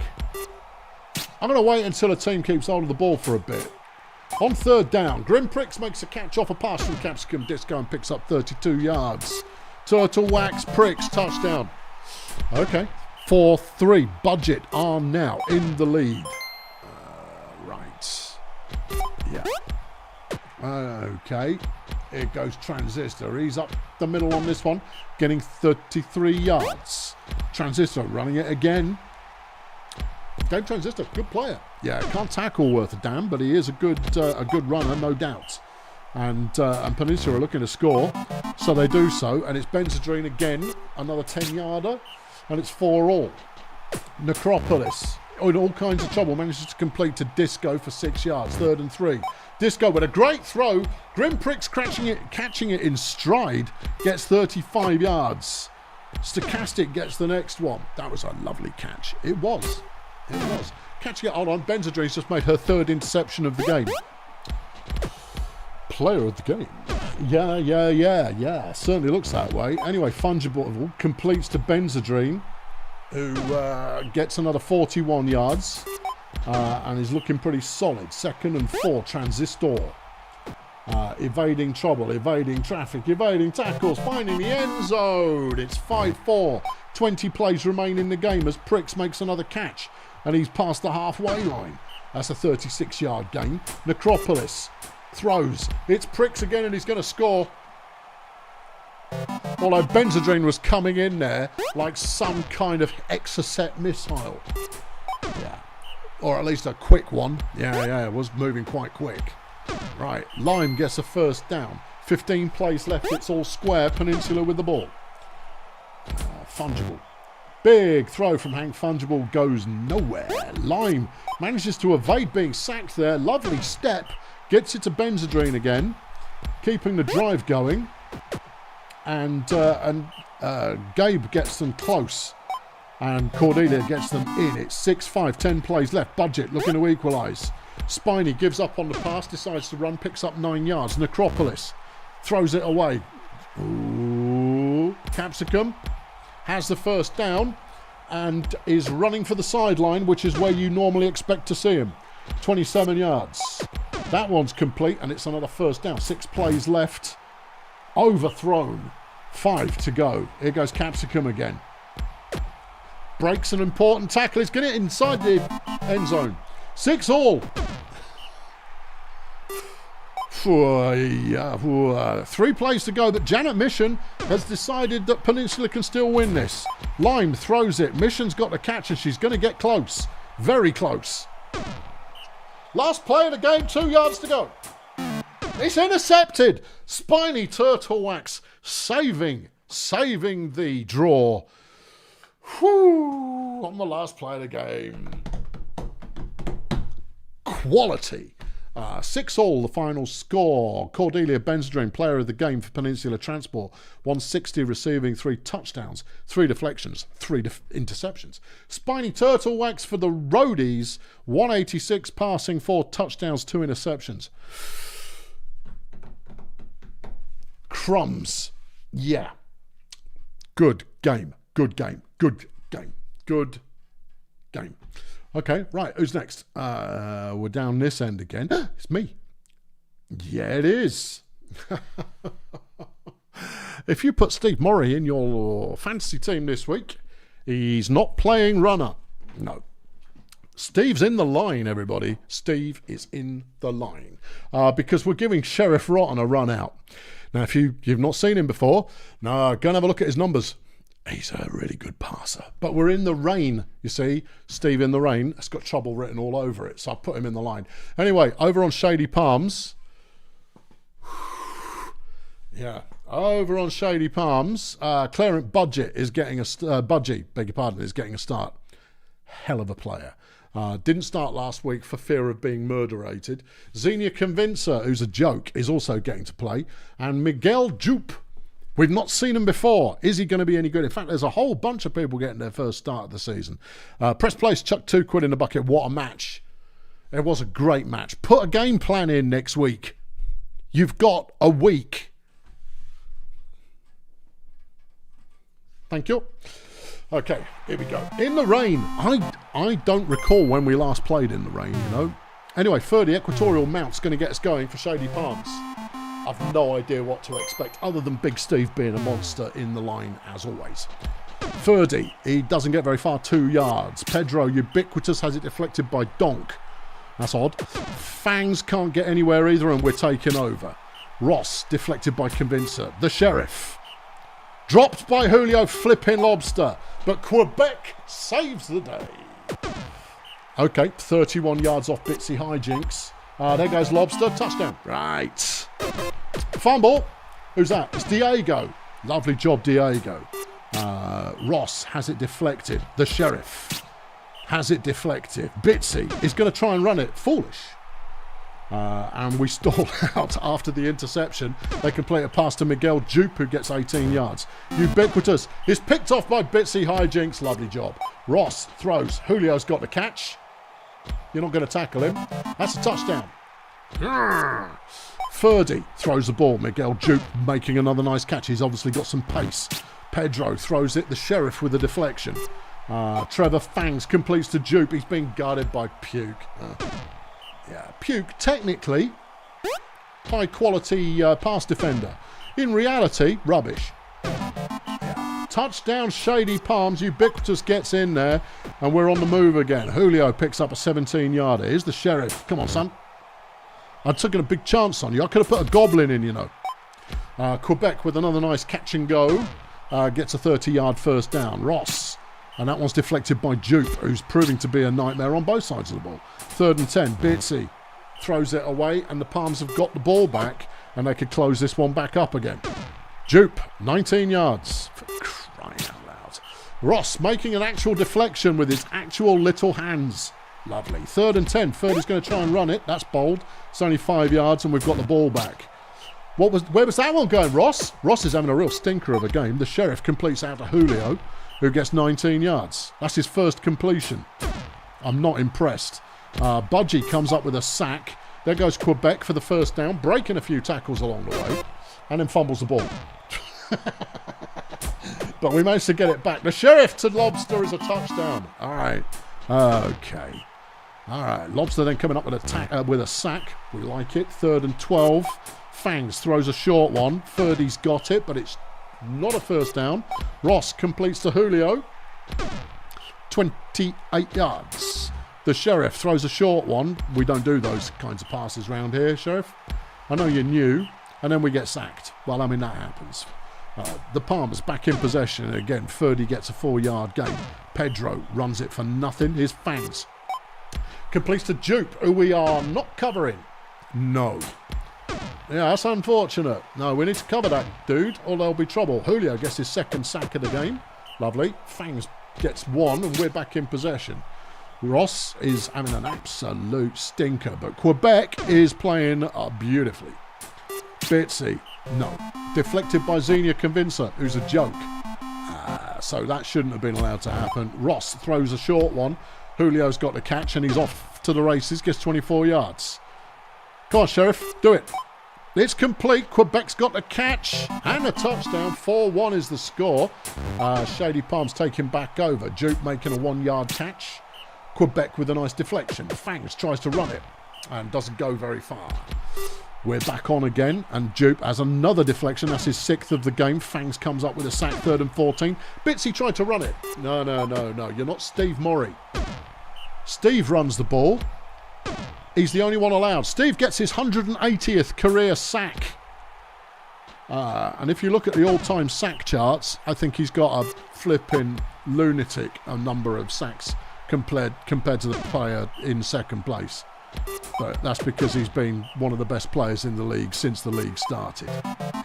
Good touchdown there from the Palms. Equatorial mounts in there. Budgie comes up with a sack.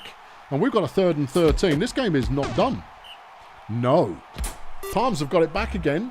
And they miss an open receiver on first down. Ross lets another pass float, unceremoniously passing. Learn to defend, Ross. Yep, there goes Jupe again. That's Ross's job.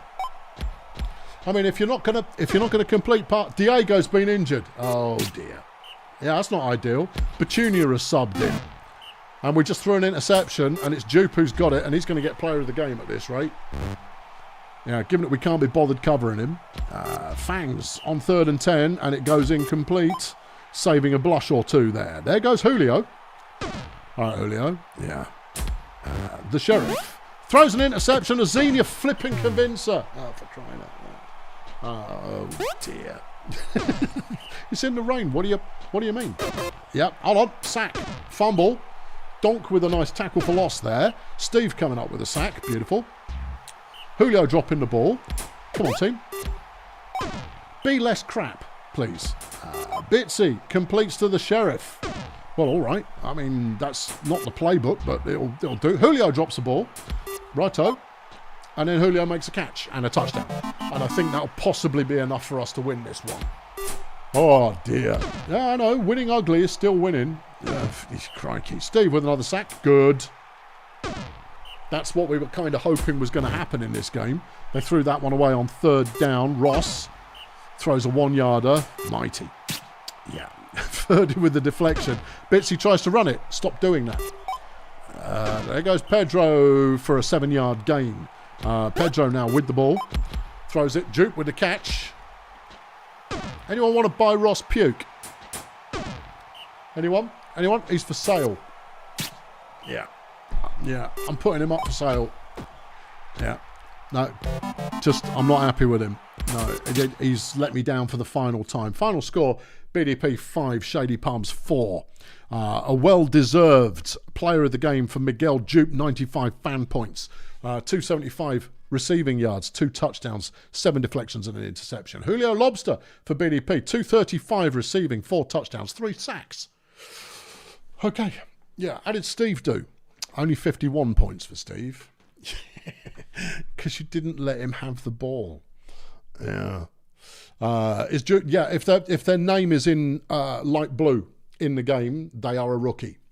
That's how you can tell. So Miguel Jupe, good game for him. Right, we got the win, but flipping didn't like the looks of that. Next up, Erg Melonflex are taking on the Steggonauts. This could be a fun one. Yeah. Steggonauts lost in week 1, whereas Erg Melonflex tied. Trevor Snowboard is getting another start in this one for Erg Melonflex. Whomping Willow, recently transferred in, is in the line again. For the Steggonauts, you've seen them before, you know the names. Let's go. All right, it's a blessed game, so this one could be lively. Ryan McNeese will start us off for the Steggonauts. Okay. All right, McNeese. No. All right, here comes Nobby Harefoot. He only gets 1 yard. Ulysses failure around the outside of the line. He is the only effective Orc runner in the game. Plenty of good Orc receivers in the game. Emil Dada, R.I.P. Quebec Spire, active, and Kof Zerma out for the season. That Flapjack's doing his thing. Oh yeah, sorry, was that a catch? Nope, that was a 44-yard run from Flapjack. Nope, I need to pay attention to that. Trevor Snowboard with the throw. It's intercepted by Helmet Cenobite. Steggonauts taking the ball back again, undoing the good works of the little halfling. Flash with the deflection. Here's Nobby on 2nd and 10. Picks up only 2 yards. Failure. Straight up the middle. And he's injured Charles Monkey Cage. Oh, good. Charles Monkey Cage was just getting a little bit too big for his boots. And he's been injured. Yeah. Because he's on steroids, you see. Anyway, Flapjack with another nice run picks up 5 yards. It's still 0-0 at the current time. It's a lot of back and forth going on. But Monkey Cage being out is a big deal. Harefoot on 2nd and 7 gets only 2. Here's Ulysses.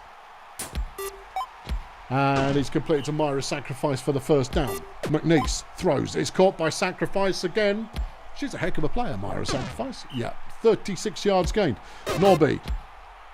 Don't know what happened there. He fumbled it, but Pugil Arachnophone picked it up. And that's a touchdown, and the Steggonauts take the lead. Lively. Bradley Comer with a bit of running there. Gets a bit. 3rd and 6. Trevor Snowboard, no dice. And we're back with the Steggonauts again, and Myra's got the catch. And that's a 30-yard first down. Harefoot. Lovely piece of running, and that's a touchdown, and it's 2-0. Here goes Flapjack again. If he can get into the end zone, he could be unstoppable. I'm just saying. Yeah. On a blessed field, for those who don't know, on a blessed field, if you score a touchdown, you get a little stamina boost, which can result in your player who is already good being proper good. I mean, proper good. Flapjack, lovely piece of running, outpacing Tolacram there. Nobby Harefoot getting himself injured by Sven Ikea. Rufus Paper Trail has subbed in. Rufus isn't bad. Flash makes a catch for Melonflex, and they've pulled one back. It's 2-1. Okay, Sacrifice, another nice catch, and go. And Melonflex haven't got anything fast enough to catch her. And when they did get there, she broke the tackle. 70 yards gained. Paper Trail with the run picks up 5. Failure to the outside of the line breaks 2, 3 tackles. And as the touchdown, it's 3-1 Steggonauts. There goes Flapjack again. So what I mean, and that's before he's got any kind of a stamina boost. Roman Squats with a nice catch. Roman Squats has stone hands. Yeah, with those hooves, he can't catch for toffee, but he's caught 3 in a row for this team. As Flapjack gets into the end zone, bringing it and making it 3-2. That first pass is thrown away. Paper Trail looking for a target, manages to pick out Cenobite, who has the first down. Failure on first down. Lovely piece of running. Exceptional piece of running. Ulysses, failure, is taking it upfield there. 49 yards on the ground. You don't see a lot of 40-yard runs. You don't see many. Touchdown, Cenobite, 4-2 now, as Flapjack takes off with the ball. And that's a 27-yard gain. Very nice. Only one time blessed. No, he needs a couple. But when he's got a couple, he's just going to be hell on toast. But they're maintaining possession, and Flapjack's taking off again. The step backwards has not held him back. He went 13 on that one, and that's a nice first down. But half-time has passed. It's 4-2. Steggonauts having the advantage. Flapjack on third down. He's got the first. He's got the touchdown. That's 2. 4-3. Why are we celebrating Flapjack? Nope. Because we really want to see the most agile runner in the league run the length of the field. That's all. Nothing else. Just that. That's all we really want to see. 3rd and 8. Steggonauts. Paper Trail has the pass deflected by Flash Bandit. There goes Flapjack again. He could go all the way. No, he's going to run out of gas. Okay, but that's a 44-yard gain, taking him over 200 in this one. He's caught that one, but it all counts. Yeah, Flapjack Nope is a little bit like Barry Sanders, except he doesn't go backwards before going forwards quite as often. Barry, he used to run 20 yards back upfield and then go, right, I'm ready now, and then he'll take off and no one could touch him. It's just a shame the rest of the team around him was bobbins. Anyway, that was another touchdown there. Someone scored somewhere. It's now 5-4. Steggonauts in the lead at the current time. Flapjack picking up another 23. Bradley Coma running for 2. There's a sack from Ulysses Failure. It's 3rd and 11, and Flappy's got to do it. Flappy has done it, and that's an 18-yard first down, and that puts him in line for runner of the week. Snowboard throws it. It's deflected by Sacrifice. 3rd and 7. Flapjack again has the first down. There goes Roman Squats. First down on the no-yard line. Snowboard. Deflected. Flapjack has another one. Into the final quarter, it's now 5-all. Melonflex have clawed their way back in, and they now have a 3-touchdown Flapjack Nope ready to rock and roll. Yep. Okay, failure there with a nice 50-yard run. I think that's the longest run of the game, despite flipping Tiddlesmer tackle me on the other side. Failure there, picking up another 18 yards. He's averaging 10 a carry at the moment. Sacrifice gives them the lead, but there goes Flapjack on first down. 37 yards gain, taking him close to 300. Flash gets a catch for 5. Snowboard is sacked by Cram. Here goes Flappy. He had to work for that one, but he's still on his feet, but that'll tire him out a bit. But he now has 300 yards carrying in this game. We've been waiting for 2 seasons to see what Flapjack Nope is capable of. And this game is the closest we've come so far, but even this isn't it. I think he's got a 500-yard game in him. Without any exaggeration. It's 6-all. It's an exciting final to this one, incidentally. Ish. Yeah. 6-all. Steggonauts with the ball. McNeese gets the ball to halfway. They've got the possession. They've got 5 plays left. Ulysses busts a couple of tackles and is outpacing a tree. Flapjack makes the tackle. It's 25 yards gain. 4 left. McNeese wastes a down. Here's Paper Trail. He's going to run it as well because he's feeling confident. He thinks everybody can do it. There's 2 plays left. Ulysses is stuffed behind the line, and that might result in a tie. No. All right. Maybe it won't result in a tie. Whew. Helmet Cenobite on the last play of the game receives a touchdown, giving the Steggonauts a 7-6 final score. Most impressive. Player of the game, Myra sacrificed for the Steggonauts, 87 fan points. 243 receiving yards, 2 touchdowns, 7 deflections. Flapjack Nope. For a Melon Flex, 67 fan points, 316 yards rushing, 4 touchdowns. Not a lot else. Yeah. I mean, he's a halfling. What do you expect? He's not going to be the greatest defender who ever lived. You never know. Okay, we're over the other side of that. How many games have we got left? We've got 1 there. We've got 1 here. Am I missing one? Oh, yeah, Chefs. Chefs versus Grunt. Okay, Grunt, obviously, the best roster in the league. Won their first week. They now have Clacton Express as well, which is just... And in the last week, they picked up Exponential Tyrone. Good luck against... anyone playing against them. The Fire Chefs have got Gillian Void Monkeys making her debut in this one, and Olivetti Typewriter has signed up to play. Okay, yeah. It's going to be Grunt to start with the ball. Ignore the fact that the logo's red. The uniform's blue at the moment because the flipping game didn't remember the flipping logos. Clacton through 3 uniforms. There goes Tyrone making his first catch as an auto-groupist. A grunter. Sure, why not? Clacton on 2nd and 9 can't get anywhere. Symbol's got to dig him out of a hole, so he does so. Tyrone making the catch. He's breaking tackles all the way up the fields. And Disco Collins has been injured by Tyrone. Eva Composite has subbed in. Okay. It's not Disco Collins, though. No, Disco Collins is well quick. 3rd and 3, and it's overthrown by Clacton. Letting the Chefs back in without having given up a score. They've got a 2nd and 1, and that was deflected by Clacton. Viv Crumble cannot get it there on 3rd down, and Grunt have the ball back. A groupie. It almost works. Tyrone there, once again proving that you don't have to be good if you can't be tackled. Gendrich Grippy with the touchdown, giving it 1-0. Grunt in the lead right now. Typewriter can't complete. Crumble on 3rd and 10. It's ambitious and she gets there. She's got a good turn of speed. And she's extending the gap. A 56-yard run from Vivian Crumble. The sad news is she's not going to run around the outside of the line every single time. But if she did, that'd be exciting. 2nd and 10. Bessie Grape shot there. No dice. Viv Crumble with the catch and a touchdown. 1-1. Chefs pull it back. Clacton gets nothing. Simbill completes to Tyrone. Yeah.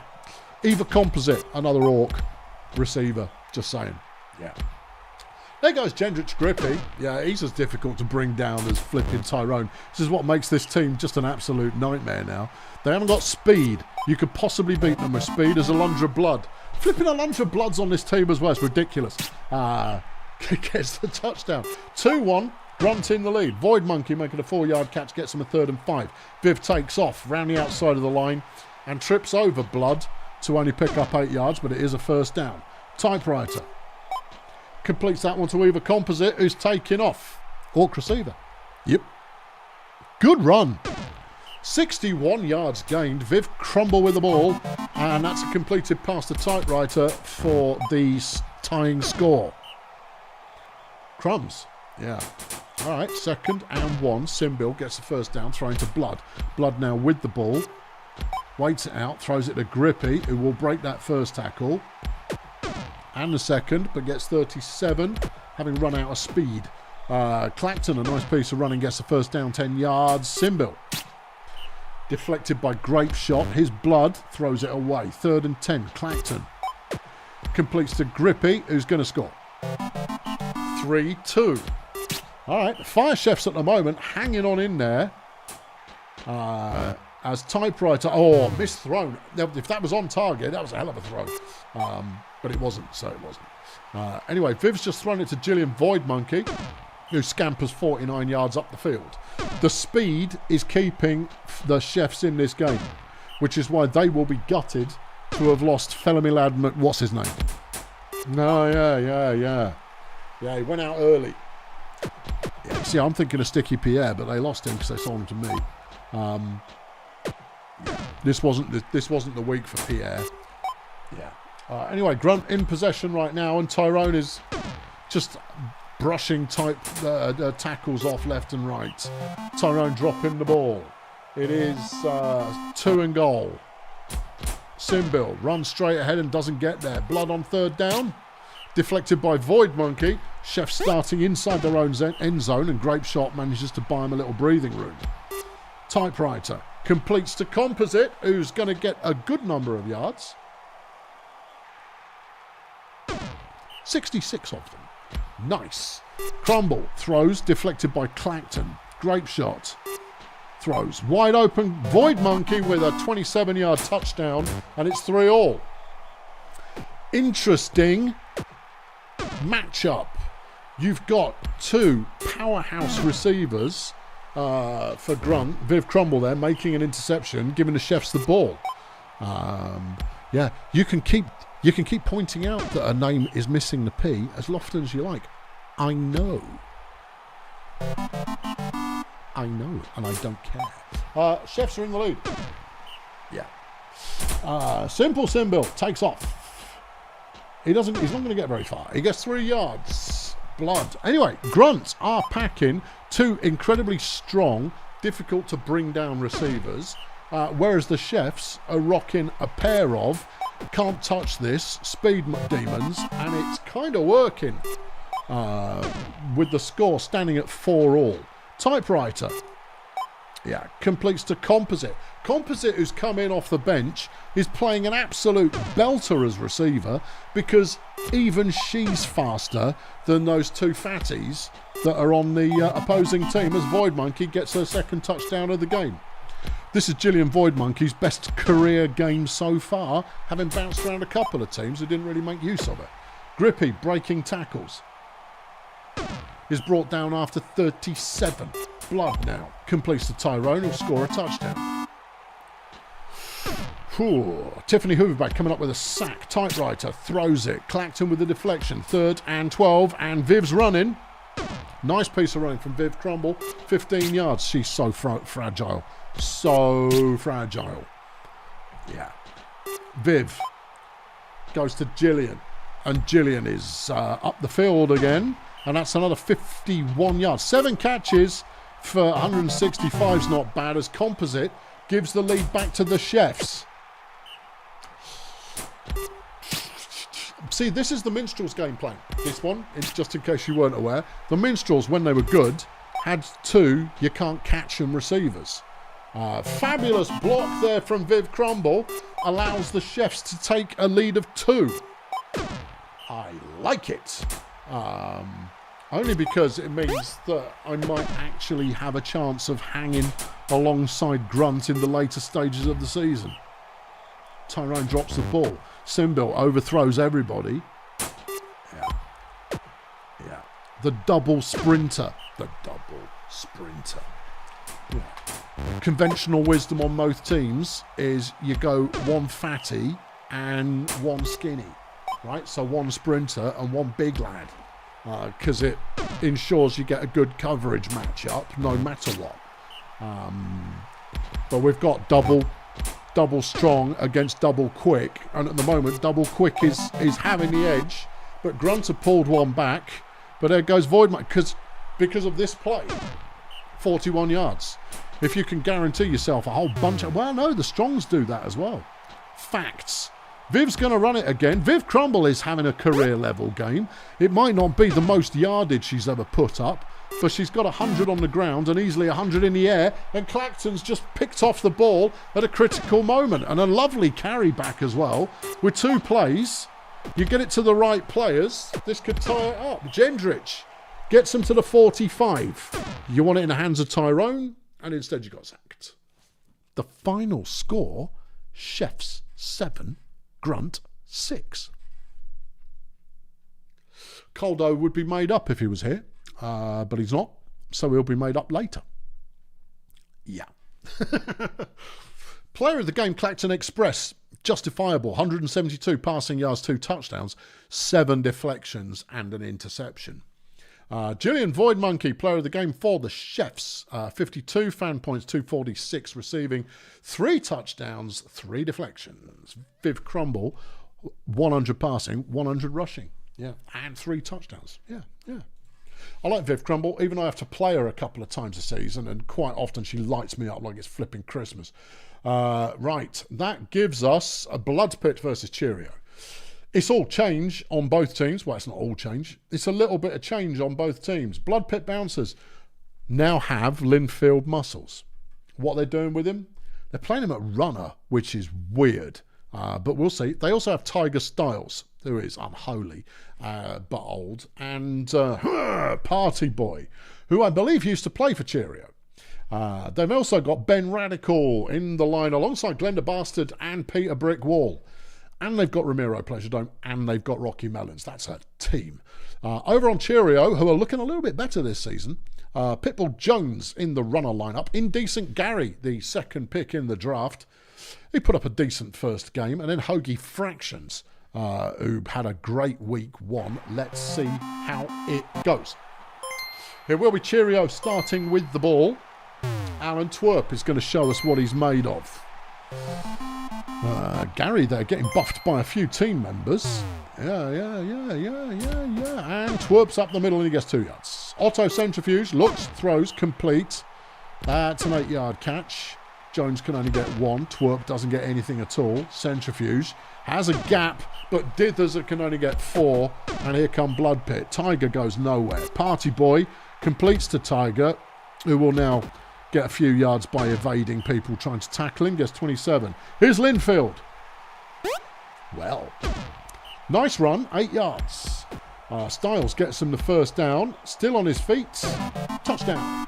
Blood Pit take the lead after 9 plays. Centrifuge gets a catch off Alan Twerp. He's now running the ball. Otto Centrifuge, good work, 13 yards. Pitbull Jones, nothing doing. Here's Twerp again on second down. It's complete, but it's short. Centrifuge can't get him any further, and we're back with Blood Pit, and Tiger picks him up 4 yards. Party Boy, sacked by Sanguine Pangs. His Muscles on a 3rd and 7. It's a nice run, 12 yards. Yeah, all right. I still remain to be convinced. I think his running capability is going to be dictated by disparity in line strength. Yeah. Anyway, there's an injury. Trenton Trinity's been injured by Ben Radical, bringing in Luther Pendragon. Pendragon's all right, but he is a backup. And that disparity could help your Linfield Muscles out, who's just intercepted the ball, and that's only his 6th career interception. Yeah. Ramiro Pleasure Dome to the end zone. Blood Pit touchdown 2-0. Here comes Twerp. Nice throw. Fractions with the catch. Gets him the first down. Centrifuge on another good run. His pace doing a lot of the work there. Gets 12 yards. Fractions with another nice catch. Gets 17. Twerp deflected by Muscles. Here comes Centrifuge. Another 5. All right. Yeah. Centrifuge is pretty good. Sanguine Pangs making a catch. Oh, they got a fat lad on the sideline. Yep. We're all at it. Yeah. It's become fashionable in the last couple of seasons. And I'm surprised it took as long as it did to catch on.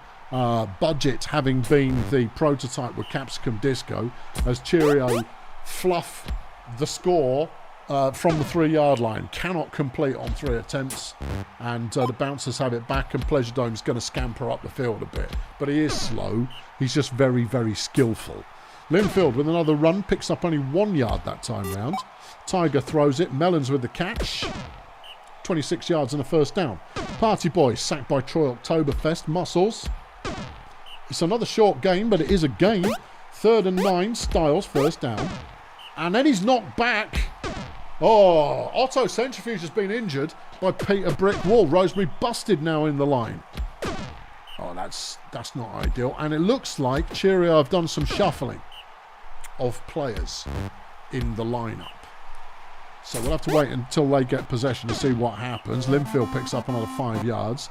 So far, his running career, average, not start worthy. Bloodpit can't convert. Cheerio take back over. Halfway's just passed. It's currently 2-0. Bouncers. They have the ball back again. Tiger will get them the first down. And then fumble the ball. Indecent Gary has recovered the fumble. Twerp gets only 1 yard. Busted gets no yards. Pitbull gets 6. And the Bouncers are back in possession. Tiger's running on the first and has it. But it was that kind of evasive move on the last drive that cost them a first down. Here comes Linfield again. This is a good run. Ish. 10 yards. Yeah, all right. It's a good-ish run. Look, if you can pick up 5 yards per carry, then do a lot of that. Alan Twerp makes an interception in the end zone, and the Bouncers are denied again. Cheerio heading upfield, Pangs with the catch and go. Tackled by Ben Radical after 40 yards. Fractions makes a 2-yard gain. Cheerio not giving up yet, but not scoring either. Twerp goes nowhere, and the Bouncers have got the ball back. Styles with a nice go on first down, gets 27. Party Boy looks and overthrows everybody. Here comes Linfield, and he's stuffed at the line this time around. Tiger on third down gets him the first. And inside the 30, complete to Pleasure Dome. Linfield with a nice block. Pleasure Dome gets a touchdown, 3-0, and that will probably do it. Cheerio don't look bad, but they are lacking a playmaker on offense at the moment, and that is costing them first downs. The good news, though, their defense is hanging on in there. Only giving up 3 on a beautiful day. That's not bad. Against a team like this, well, they're going to give up 5. Okay, only giving up 5 on a beautiful day like this. Yeah, that's not bad going. True. Yeah, facts. Yeah, drop in knowledge. Party Boy to the end zone, Pleasure Dome touchdown, 4-0. Pangs with a nice catch. Okay, here comes Busted on 1st and 10. Alan Twerp making a catch. He's got the first down. Jones completes to Pangs. Well, they found something that works. It's called the passing game. That was deflected by Party Boy. Busted completes to Fractions, who gets inside the 10. Cheerio might score. 2nd and goal. Twerp. Touchdown, Hoagie. Fractions. 10 plays left in the game, and we can up the tempo on this one. Yeah. There we go. Will we have the first skunk of the week? There aren't any skunks in the league. Don't know what you mean.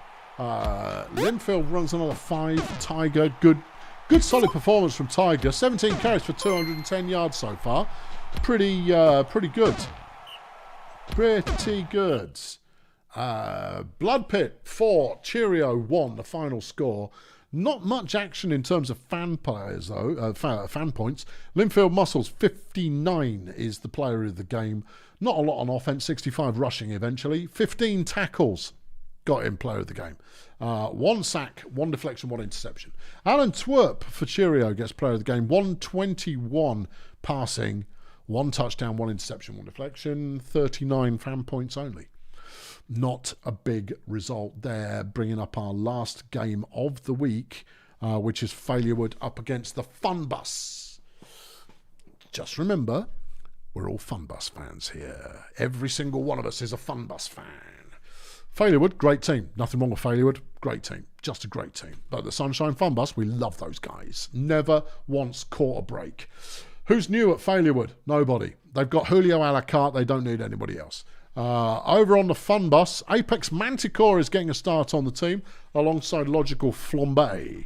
Umbriel Lafferty is in the line, the rookie getting another start. Felicia Wintercoat had a positive first week of the season. Let's go.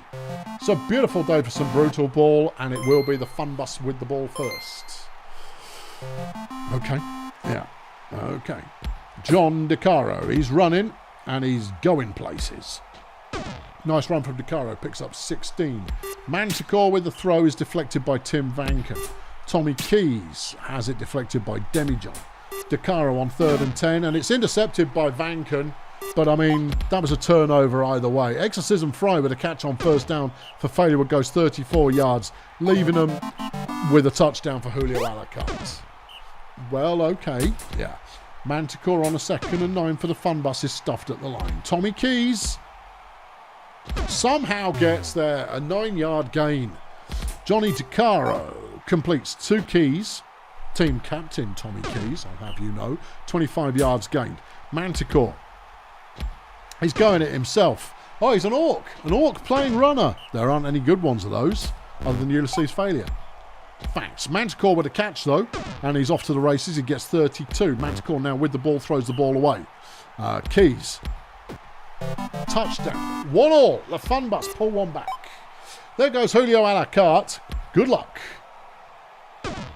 45 yards off the pass from Timmy Vanken. There goes Exorcism Fry, picks up another 23. Sack coming in from Manticore, who's having a great debut game for the Funbus. And that's 2-1. Yeah. All right, Manticore with the ball, throws, completes to Keys, who gets a good catch and go.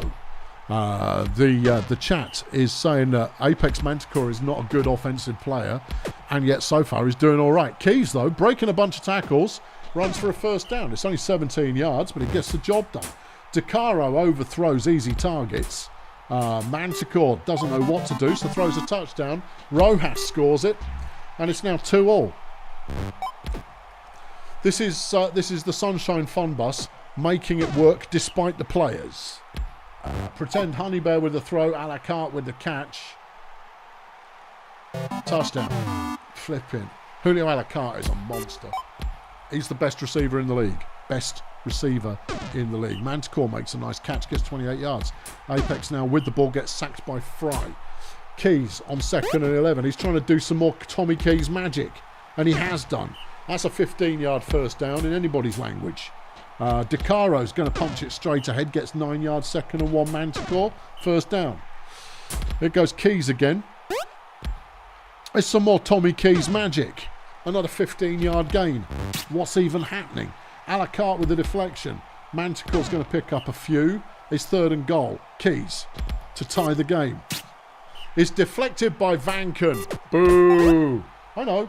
Fry gets the catch as Failure would take it back the other way. Demijohn throws. It's Fry with the catch again. Keys doing the coverage. He's doing a reasonably good job at staying close to Fry, who is much faster. But at the moment, Fry's just managing to outpace him. Demijohn to Fry, touchdown. And Failure would ease into a more comfortable lead. Manticore up the middle, picks up 3. Here's Keys. Throws it, gets Rojas the ball, and we're still going.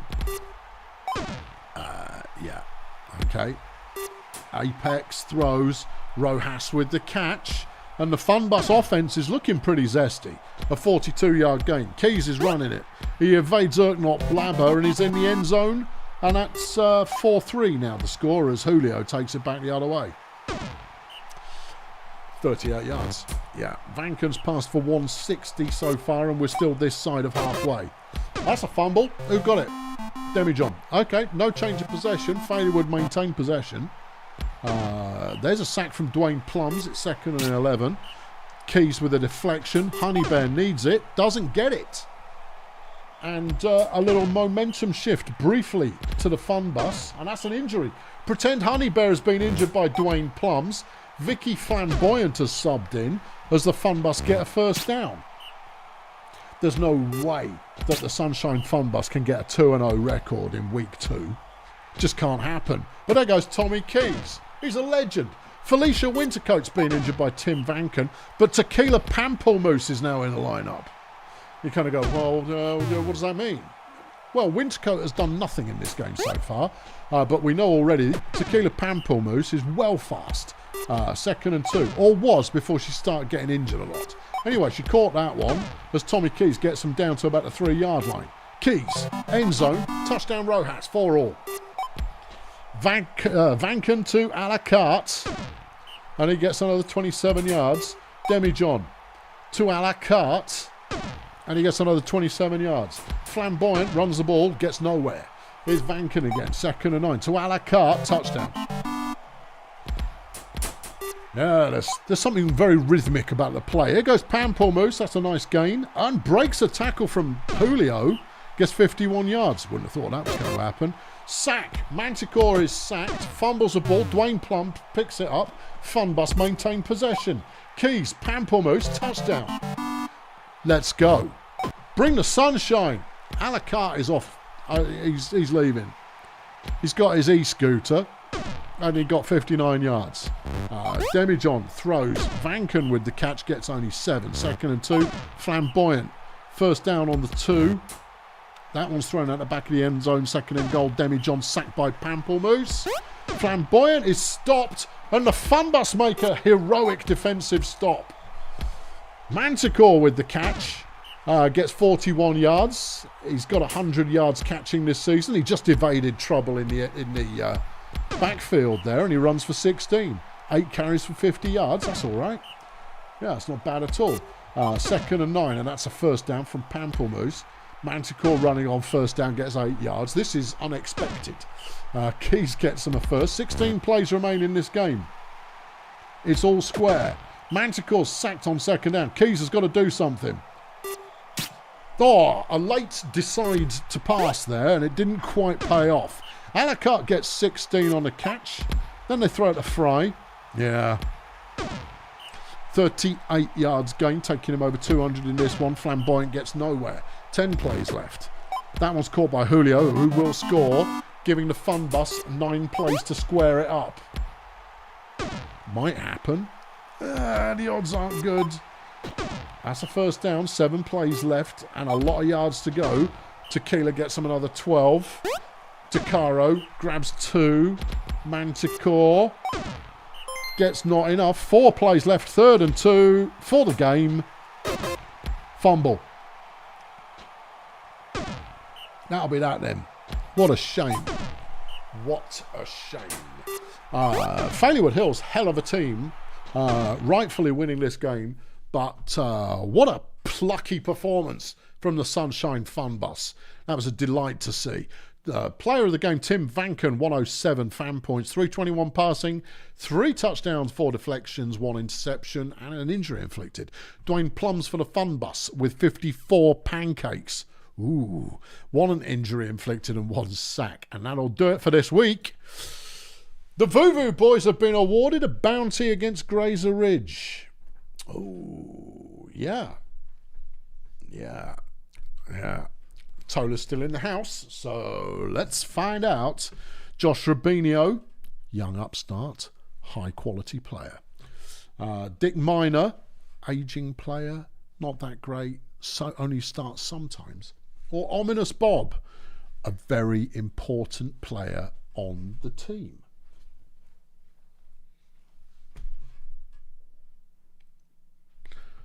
So we're just waiting to find out what the decision will be. There is a bit of a time delay on the stream this week. Yeah. Tola, you're on. Someone at him, would you? Floody's not here. Floody usually does it, but he's not doing it today because he's not here. Flipping heck. Yeah, I know. Can't get the staff. Yeah, I know. And you've now got to have, you've got 27. There we go. Rubinio. Rubinio gets himself a bounty. I've got to put flipping low latency on in future.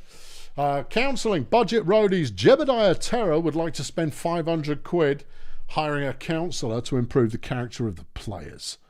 I mean, that's a no-brainer. Yeah. Oh, Floody is in the house now. Well, that's good. That's good. Is budget in the house? I didn't think so, but I didn't make a mental note one way or t'other. I'll be completely honest. Oh no, there we go. Arcady's here. All right, great. Okay, what have we got?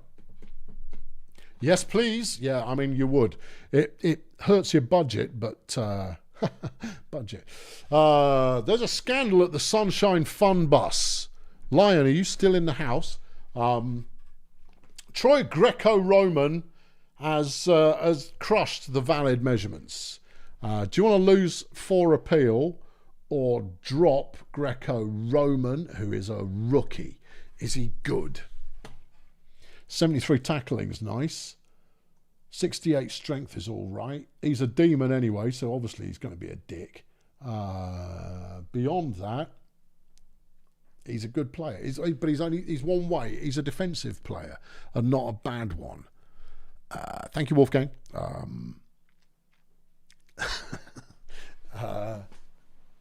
Yeah. I mean, losing 4 appeal is not ideal, but it's not the end of the world. Yeah, I saw Lion said he was leaving. All right, we'll go to the Decider-tron, because I can't decide. I don't know how important he is to the team, and that's a tricky one. I can't even find the thread because it's not. You've got to go and. I've got to search for it. Manager moments. Manager. In channel manager moments. There we go. Yeah, manager moments. Thank you. Right.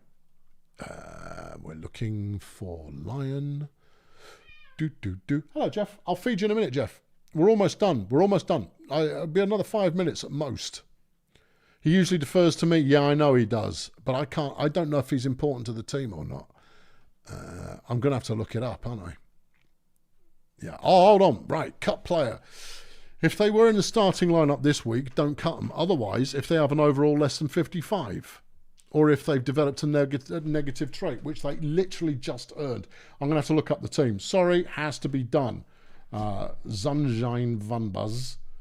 And then if we go to tackling, where does he appear? Greco-Roman. He's only 5th. Okay. Yeah. How good is he? He's not that important. No. We're going to chuck him. All right. He's out of here. Cheerio. Would you like to sign Troy Greco-Roman on minimum wage? It will not change your appeal in the slightest. Yeah. Yeah, there you go. There you go. Right. Yeah. Okay. Good. Yeah. Right. Good.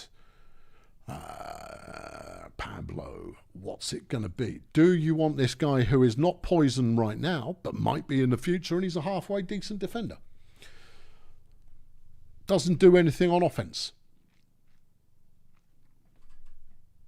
What do we say? What do we think? What's it going to be? Pablo is currently on his decision cycle. What he's doing, he's looking it up on the website. Nope, doesn't want it. Not interested.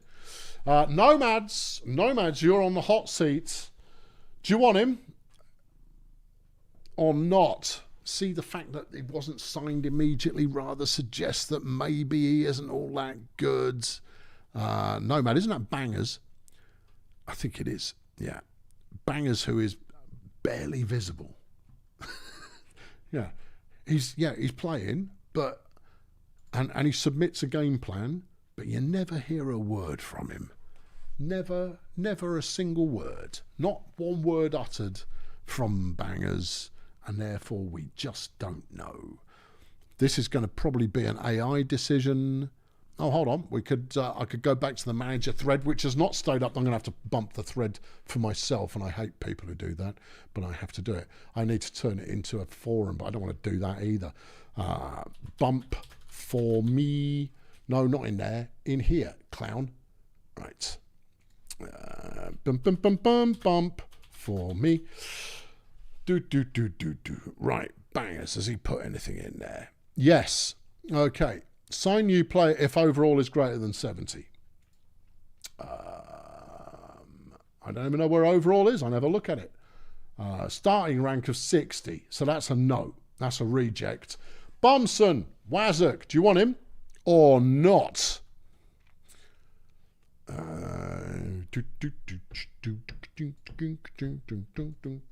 I know you're in it. You've been typing funnies throughout the stream, as is often the case.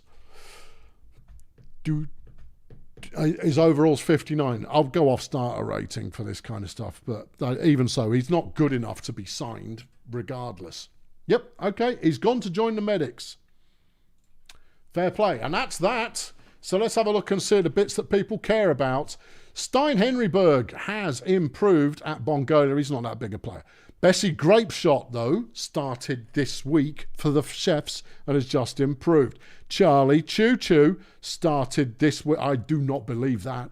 Has started this week for KSA. Gets an improvement. Joe Shampoon has improved at Grazer Ridge. Never played a game. Tiger Styles, you heard of him? Yeah, he's now 97 starter rated. Flippin' heck. Han Xanadu also got a training event, as did Anubis Python. At Failurewood, Denial Ice Chest has made everybody happier, while at Cheerio, Jane Calypso has made everybody sad. Budget did the councillor business. Nucky Mudwhistle's less greedy. Nominous Sin is better and more loyal. Sherilyn Swoon is more dedicated. Fenchurch Stochastic more reliable. Adam Lawsuit accepts things that he cannot change. Harry Snowman has improved his morale, and Fenchurch has also improved her leadership. Not bad. Yeah, not bad. Okay. Players of the week. Pass deflections, 9 deflections for Shandy Worthless at Of City. Pretty good. Tackles for loss, Dave Caustic at the Toy Masters with the tackle for loss record of the week. Steve got 3 sacks. Pay attention. Yeah, I know, I'm tired. We're over half an hour over budget for this week's flipping show. Cordelia Benstring picked up 3 interceptions for Peninsula Transport, while Ulysses Failure made 17 tackles at the Steggonauts. Defensive Player of the Week, Shandy Worthless. Pancakes, Umbriel Lafferty, the rookie, 75 pancakes for Sunshine Funbus. You want to know why Sunshine Funbus is starting to click? Umbriel Lafferty. Julio Alacarte with 373 receiving yards. Rush yards, it was Flapjack Nope with 316. Raz McClintock at KSA passed for 356. Unusual to have passer and receiver on different teams, unless it's Fingers Vectrix. Total yards, Julio Alacarte with 373, which also makes him Offensive Player of the Week, but the overall Player of the Week is Shandy Worthless, the veteran, getting Player of the Week for the Axemen. Next week, what's up? It's a conference week next week, okay. Anything exciting? Beekeepers and Steggonauts both 1-on-1, okay. Stardozer Rogue Menaflex could be fun, yeah. Toy Masters Wizards, Blood Pit Miners, Cheerio up against the Saints, Peninsula Transport up against the Medics, both teams 1-on-1, so that could be a good one. Budget up against Grazer Ridge. That could be a good game as well. Of City up against the Voodoo Boys. Anybody's guess. The Funbus are playing the Nomads. BDP have got the Minstrels. Is this the first time we've met in the regular season, Vec? I'm pretty sure it is. I might be wrong.